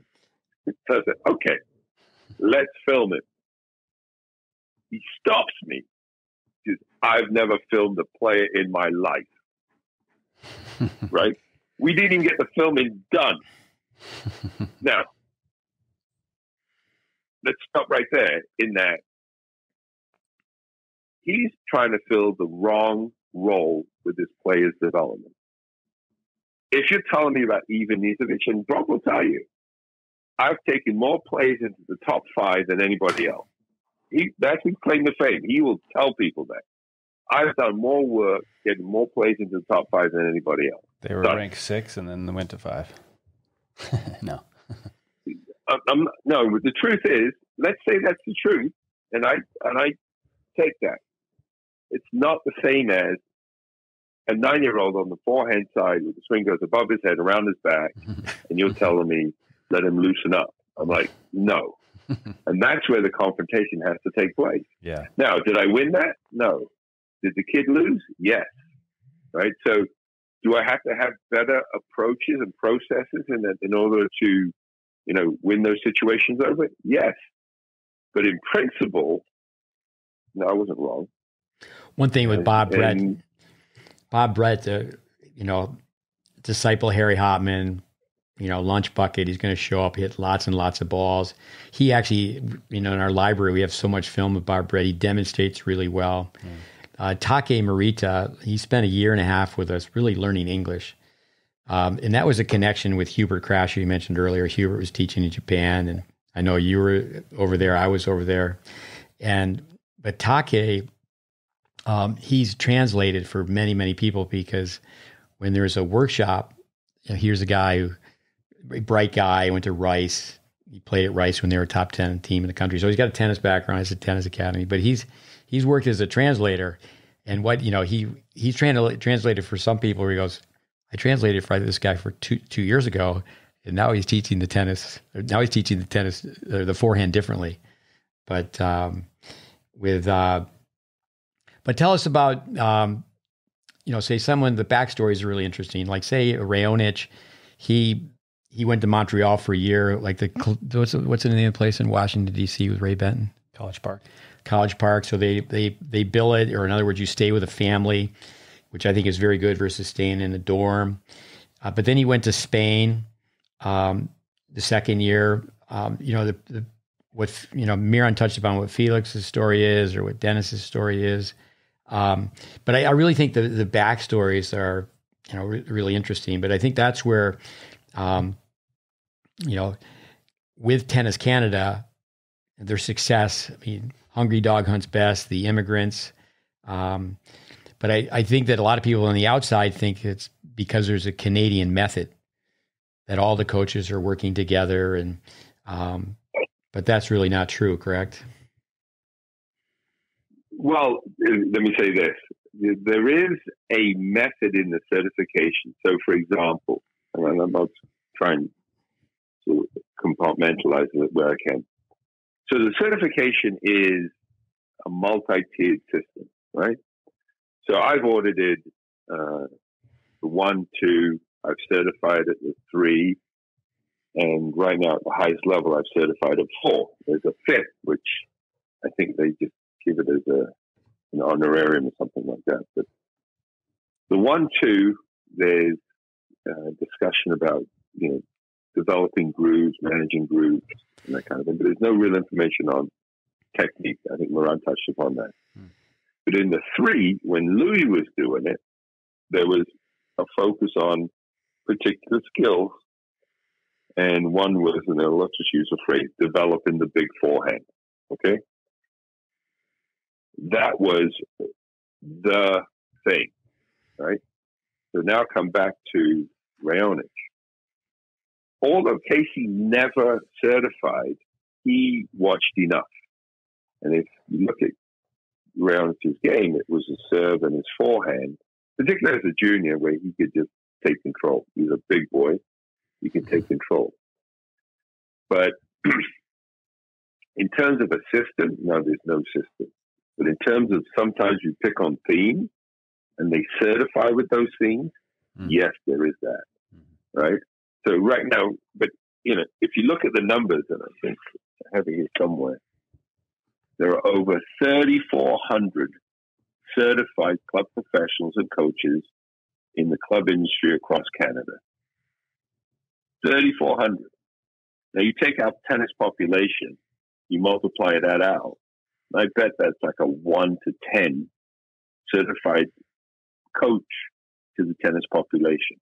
I really believe that. So it's not where you talked about the car truck pro, driving up to a gated community, pull out his bucket of balls and going to work. For coaches to work in this country, not being certified makes it more difficult to get into these clubs, where a lot of these clubs have signed on to only hiring certified coaches. They receive some sort of insurance benefit for these coaches. That's why they hire them. They receive additional funding with resources. That's why they hire them. So there's a reason to hire these coaches, in addition to the guides of professional training, but there's no technical system. You would there was I believe you used to call it PAS, P-A-S, path, angle, and swing, I believe it was. Correct me if I'm wrong. And you mean an acronym for PATH? Pass, yeah, P-A-S. Yeah. Path, PAS. Oh. angle, meaning the angle of the racket path, and speed, I think it might have been. Anyway, that was an acronym they used, but my point is that that's as much as you could get out of the technical side. Now, they had resources for periodization. They had resources for psychological training. They had resources for fitness and strength training, right? But in terms of there being, a one-on-one on stroke production, the 201 on stroke, there was never that. Never. And I think most federations would have to admit to that too, that there is no structure when it comes to, forehands and backhands. There is no real understanding as to how to implement that. In this country, I'm a member. Go ahead. I tell Moran, we really think about it. The ready position is your preparation. We can build a program just around the ready position in terms of we identify that. Okay, move number 2, move number 3, move number 4. Yeah, Dennis Vandermeer. Once we get kids in the yeah, in relationship with strokes, in relationship with spins. Look at Djokovic. It looks like he's totally into the ready position. But I think in certification with Canada, I remember you flying down to Tampa, going to our library, taking film of Sampras when he was a little kid, and you got on an airplane and came down just to, together we prepared for. It was more like grad school. I mean, you had gone to a course, level 1, level 2, 3, 4. And that's just not really the case. I know now Paul Rodert has been hired Funny back. you should say that, actually. I'll bring a story into that as well. Go ahead. I finish? Yeah. Well, I was just going to say, Paul Rodert. No, part of my... You go. Your turn. You sure? You want me to go? You're going to go. I'll go. Go. Paul Rodert, his father was in charge of the Dutch Davis Cup team, and he has a PhD in biomechanics. He was kind of a gopher, like I was kind of a gopher for Vic Braden back in the day. He's just been hired back by the USTA. So since he left, now the USTA is accrediting the PTR and the USPTA, but we're going to talk to Rob Krajicek in our next podcast, father of Austin Krajicek, and that's another whole story. Coming back to, you mentioned Craig Tiley. Rob Krajicek read where Craig Tiley said when he first started Tennis Australia, it's going to take me 10 years to have a network of coaches. And Rob said, he contacted Paul Rodert. And there was just many connections at that time. He was using Guy Weinholz's daughter for demonstrations, illustrations, photos in a book he was working on. But so he's back, but now it's flip-flopped where now the USTA is in charge of the PTR. They're accrediting. They're approving and accrediting the PTR and USTA. So, that's just something where the PTR and the USTA, I think it sums up America, we're an individualistic society, is that those governing bodies of tennis teachers have never been under the same umbrella. But I do know this, that your involvement with Tennis Canada has been so much deeper than, from a certification standpoint, than it is with American pros with the PTR and USPTA. But tell us your story. Well, I think it's important. I mean, I think it's important. I mean, my story is this. You said it when I sit in classroom at Tyler Junior College. It's important to know these certification processes. It's important to be part of it, not be part of it. So I always followed that guidance. When I came to Canada, I said, okay, I'll do it. And I actually certified at level 3 twice. One was under 2 coaches, Harry Greenan and Robert Bertal. That was the first time I did it. Second time I ordered it was through Lou Kaye. So I went back and I recertified, not having to do a test, but certainly do the time. But once I did that, then I could move on to my level 4. And you had to pick on the level 4 a theme by which you were going to train over 4 months. You had to periodize what you would do. And I picked tabletop. That's all I did, tabletop. And Louis goes, what's tabletop? That's where you swing level, as if you're swinging across the top of the table. He goes, what are you going to do? I said, I'll show you what I'll do. So I went through it, and that's when I came down. I picked up that video of Pete Sampras, because in one of the lectures, he takes a film of Pete Sampras. Louis does. Lou Kaye goes, and he sees Pete Sampras moving through the volley, right? And he says to the class, didn't flinch. This is the modern way of playing a volley. You're moving through it now. This is what we're seeing on the Pro Tour. And Myron's sitting in the class. I put my hand up. And that's why I was a little facetious and a little bit rude. Confrontational. I apologize. I go, Louis, tennis for the future, Vic Braden. Please review the vault. Like that. Right? I think that book was written in the 70s. 77. There you go. Huh? 1977. 77? Yeah. So Louis fires back, good for Vic Braden. I said, stop, Louis. You're trying to present something here that you should give credit for here, right? Mm-hmm. Vic said it. You're identifying it. Give credit where credit's due. And this is in front of everybody. So anyway, we come back to tabletop. And my story to tabletop and that video of Pete Sampras is Pete Sampras hit 3 shots in that video sequence. And you did it where it was like repeat. Mm-hmm. Pete Sampras ran through, cracked the volley on the approach shot on the forehand side, cracked the forehand volley, cracked the backhand volley. On all 3 shots, he was moving, and he was 9 years old. Moved through the approach shot as well. So, I mean, well, he had a 2-handed backhand volley. You have a better chance of learning a 1-handed backhand volley by hitting 2-handed backhand volley. And the argument's pretty clear because people don't even go to the net anymore. Yeah. You know, they've got the wrong grip, their elbows collapse, they're hacking at it like a lumberjack.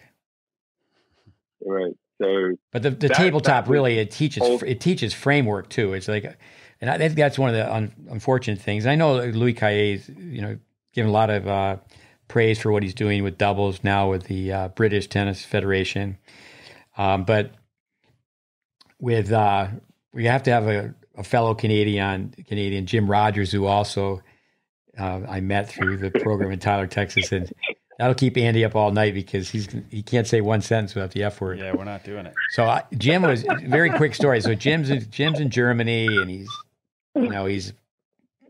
has a house that he owns with the bank, and he owns his own tennis business. I mean, he's doing really well, and he's just dying to go back to Canada, and he goes back to Saskatchewan. And I go, Jimmy, tennis in Canada is city-fied. It's not country-fied. You're not going to find a lot of tennis in Saskatchewan.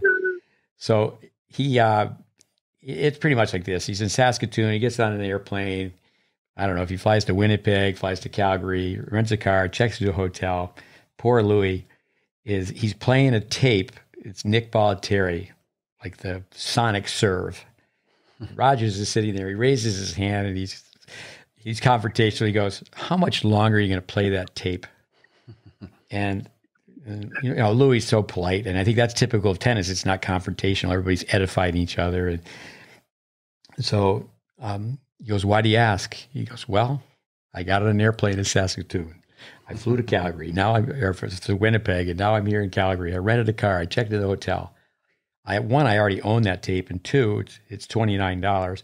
And 3, he's already said 7 things that are wrong." And so that's where fact-based instruction.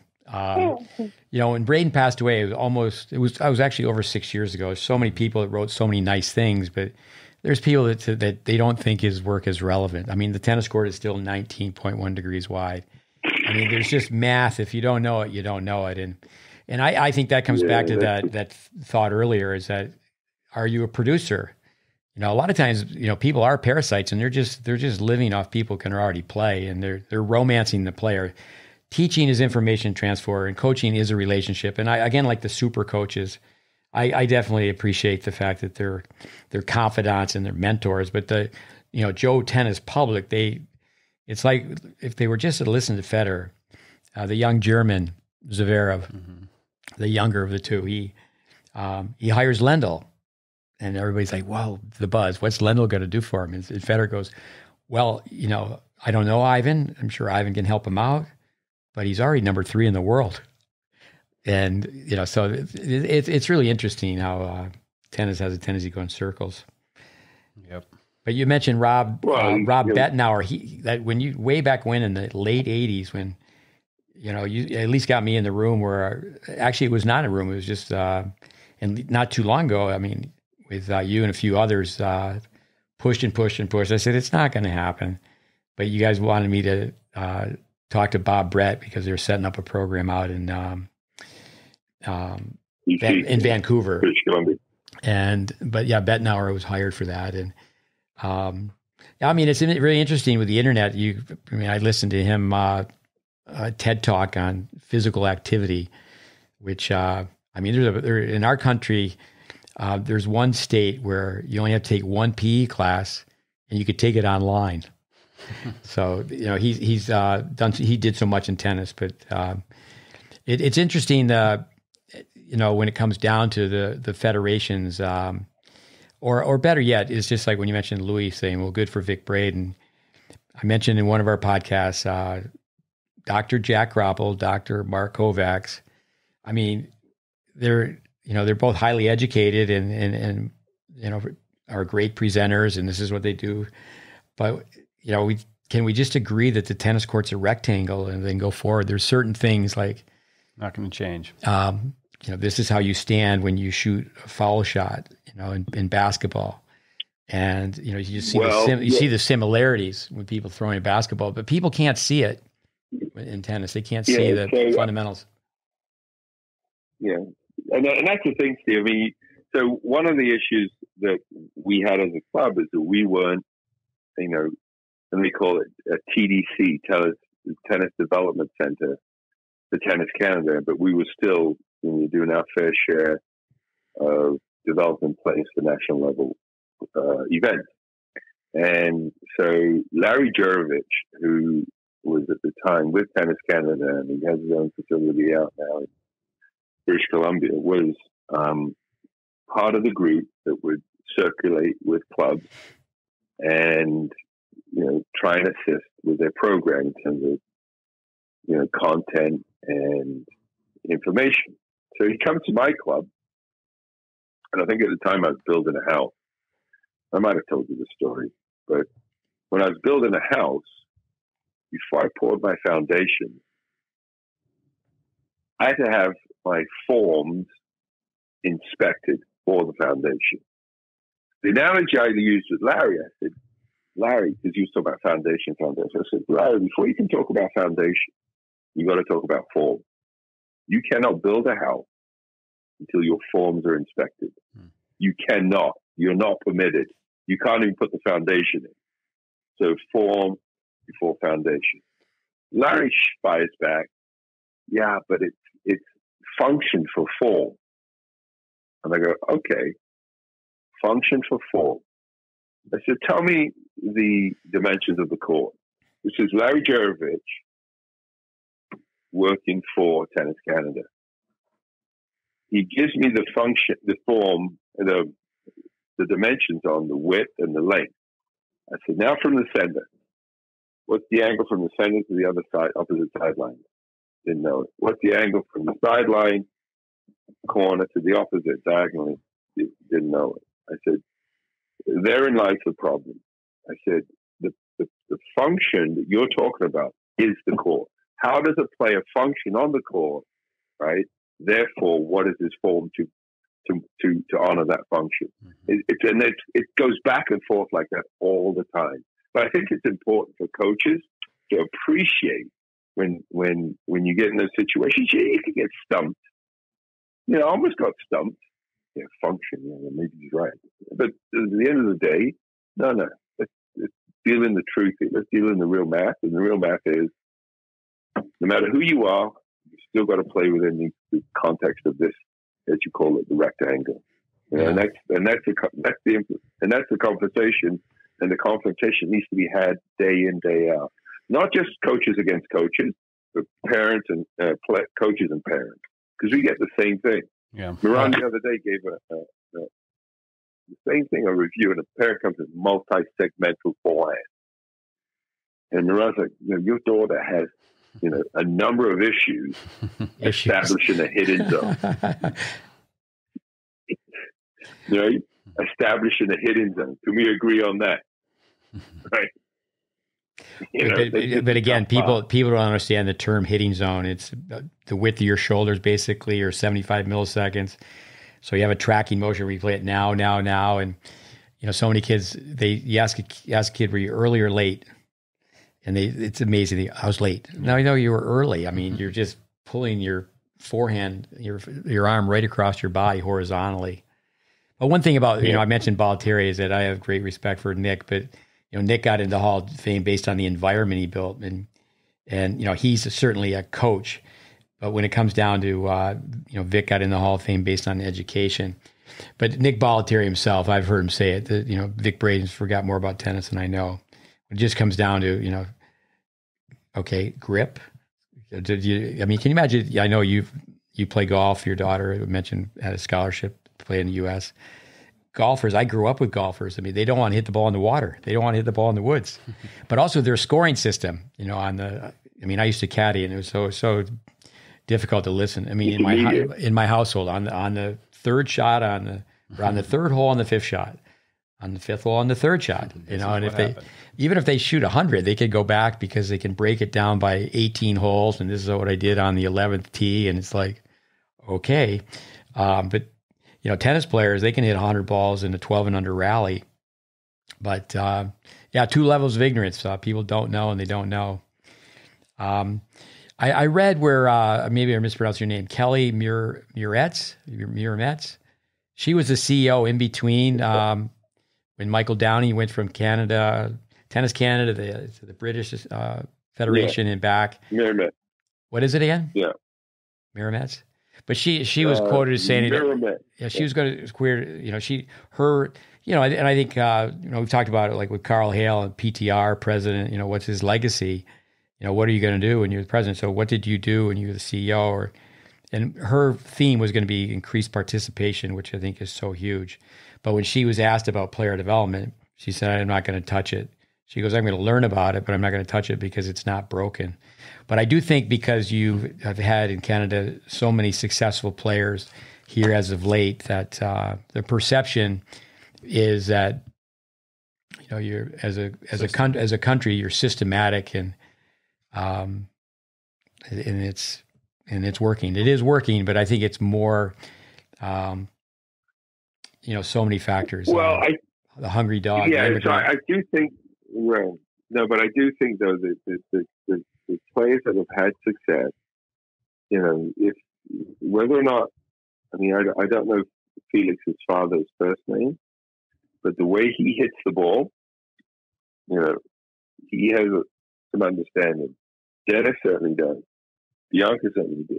Nesta certainly does. They have an understanding of stroke production, whether it's innate or whether it was taught to them, but they do. And so and it's a small country and it's a small group of tennis players. So, success will breed success in those environments because it's so close together.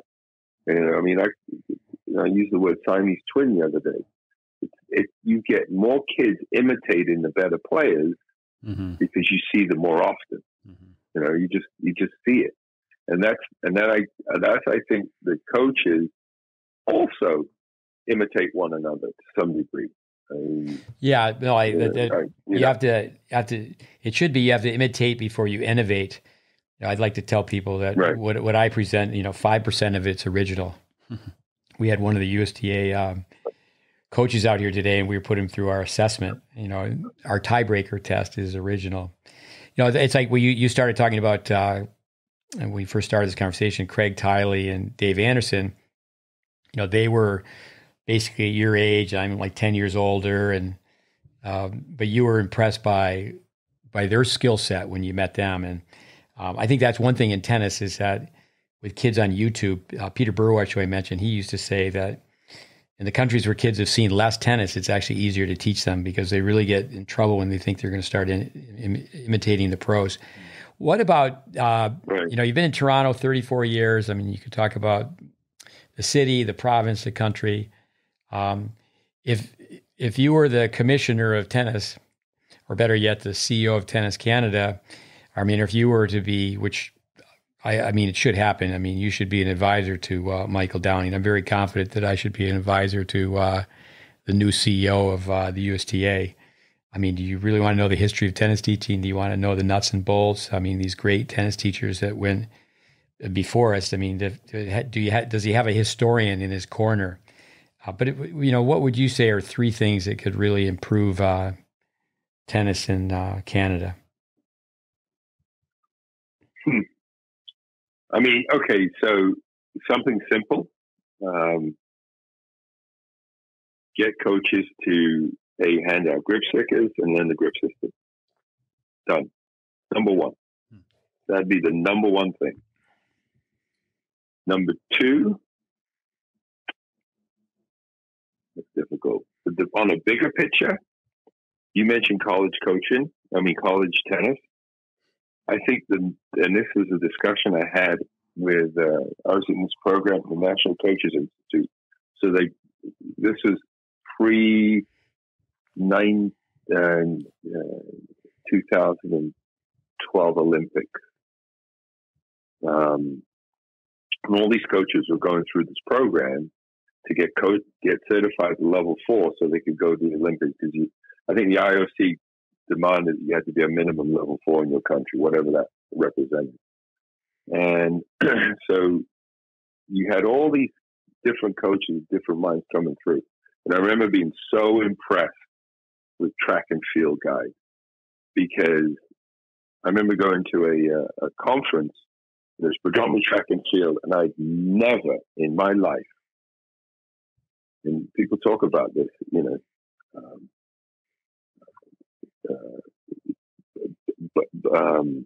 what's the word? I apologize.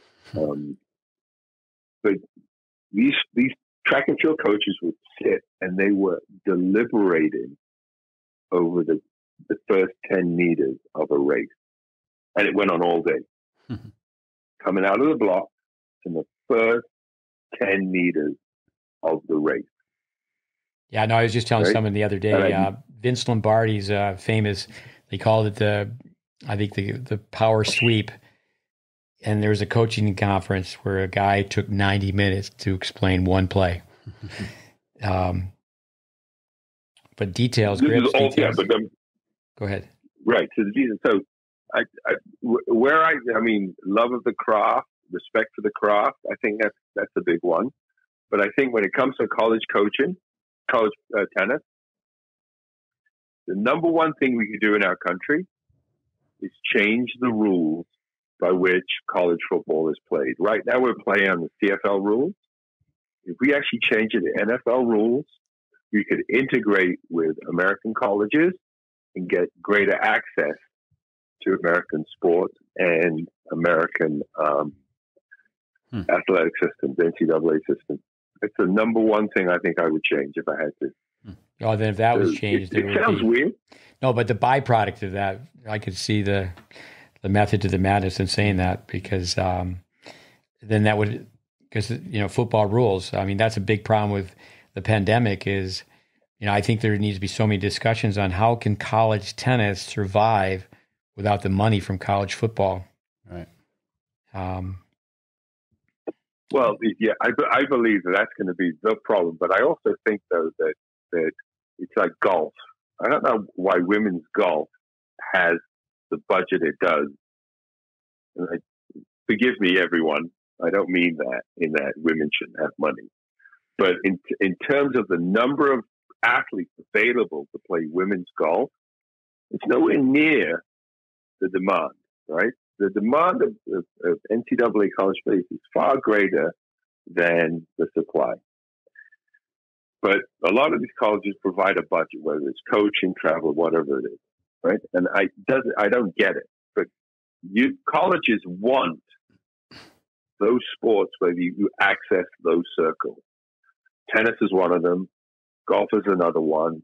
There's some schools that have equestrian as part of their college program for sport. And if you actually look at the numbers in what goes into equestrian, it's ridiculous. I mean, somebody going to play polo, he doesn't go with one horse, he goes with a team of horses. It's just that kind of numbers. But when it comes right down to it, tennis will survive because it's one of those sports that everybody wants access to, whether it's corporately or socially. It's just one of those sports. I really believe that. Well, one thing, but I think though, go ahead. I believe Canadian tennis needs a shot in the arm because it needs. You talk about indoor court time. There's just not enough court time to produce, a slew of really good players. I'm not even talking about, guys that can crack the top 100. I'm talking like the young player that's going to live for 3-4 years as a journeyman playing, ITF and challenges. I think that's so important for tennis to progress, is that number has to increase a lot. Otherwise, Tennis Canada will always have to fund players who want to play pro tennis, and it's not a forever thing. It's temporary. I think that's one of the things we have to recognize. Is how do you get kids further along, playing for a longer period? Because Canadian tennis just doesn't have enough hours in their development phase, enough hours in the competitive phase to be as good as other countries. Europe has, the ability to travel all the way around with their train system. I mean, you can get on a train and go anywhere at any time. No, you're sure. The density of population, and also it's a much more popular sport. You touched upon it earlier with budget, and you talked the two different highways in the greater Toronto area. The silver lining with budgets, American kids, their parents are spending way too much money traveling. There has to be a much better effort, a mindset to improve that. When it comes down to there's a budget of time, there's a budget of money. For me, ITF, and that's interesting with the UTR now. You can look at ITFs, and there's a lot of times in this country, people think, well, if you're going to be a college player, you play USTA tournaments. You're going to be a pro player, you play ITF. With the UTR now, you can see kids are bopping and shopping, and their UTRs are 9s and 10s. And I say that the ITF stands for idiots traveling foolishly. We have to do a much better job of being able to play backyard tennis. I mean, Wayne Bryant's talked about that. You should be able to, get on your bicycle and you just ride 3 or 4 blocks around the neighborhood, and you've already, bypassed Steve, a couple people to beat you. And I agree with that. And I also think that at the end of the day, American tennis, college tennis, is going to be somewhat more exclusive for American players. I think the days are going to come where politically people aren't going to tolerate losing opportunity for American players to play college tennis to foreigners. It's just not going to happen, right? That's what I think. That's why I say Canada's better off getting into the system of developing its own collegiate scheme, its own collegiate system, but tying into American universities, right? I mean, we could do it with tennis, irrespective, but when it comes down to funding and being, that overall, like American colleges are, vested in sport, largely because of football programs, not largely, it is football programs, and that's what we need to recognize. And the CFL doesn't cut it, not by any stretch of the imagination. It just doesn't. So Canadian sports largely tied to NFL rules, I think. Actually, I hear you, but the CFF rules, if people don't know, I'd have to be reminded, maybe they changed the rules, but instead of having 4 downs, you have 3. You have no fair catch. I think of Joe Theismann, the guy from Boston College who threw the Hail Mary, as it should be able to just tell you. Doug Flutie. I mean, that's interesting. Warren Moon. Yeah. But those guys, Flutie and Theismann, they ran back punts, no fair catch. But, it's a wider field. I think that, the end zone's a little bit different, but it's certainly, I'd get laughed at if people say, okay, the NFL needs to use the CFL rules. Yeah, but the truth is that college rules are NFL rules. In other words, universities in Canada have to play on the same playing field as universities in the States. And they've got to have the same rules, thereby you access a whole different scheme of competition. It's more demanding. Yeah, no, that's why more innovative. Like squash didn't grow because there used to be 2 different balls. There used to be the North American dimensions and the international dimensions, and that really held back the growth of squash. Here in this country, I mean, I think it's very unfortunate. A lot of people would be upset for me to hear that, is pickleball is just taken off. Racquetball became an official sport in 1969. It's faded away. I think, tennis is here to stay. It would have been much better, with the modern high-tech rackets that, if senior players should have been able to go out and play, with a senior racket and green dot balls, mini tennis. There should have been a way to not lose tennis participation. And I think that's where we're weak. I mean, the PTR and the USPTA, I just don't see it that way, where they're both now selling pickleball. And it's like, yeah, okay. Well, and that's the thing. I mean, you could, and that's crazy. But you could innovate tennis, as you just said. Use a transition ball. There isn't a serve. There's a drop hit to start the point, right? And so, you could do, instead of, there's more balls being hit if you just drop hit and play. Quite often people start to play and they serve and they double fault and they play. One legit point where they hit more than 2 balls in a game, and you can see they just walk around and pick up the ball, That doesn't help tennis. No, you've got to innovate a different thing.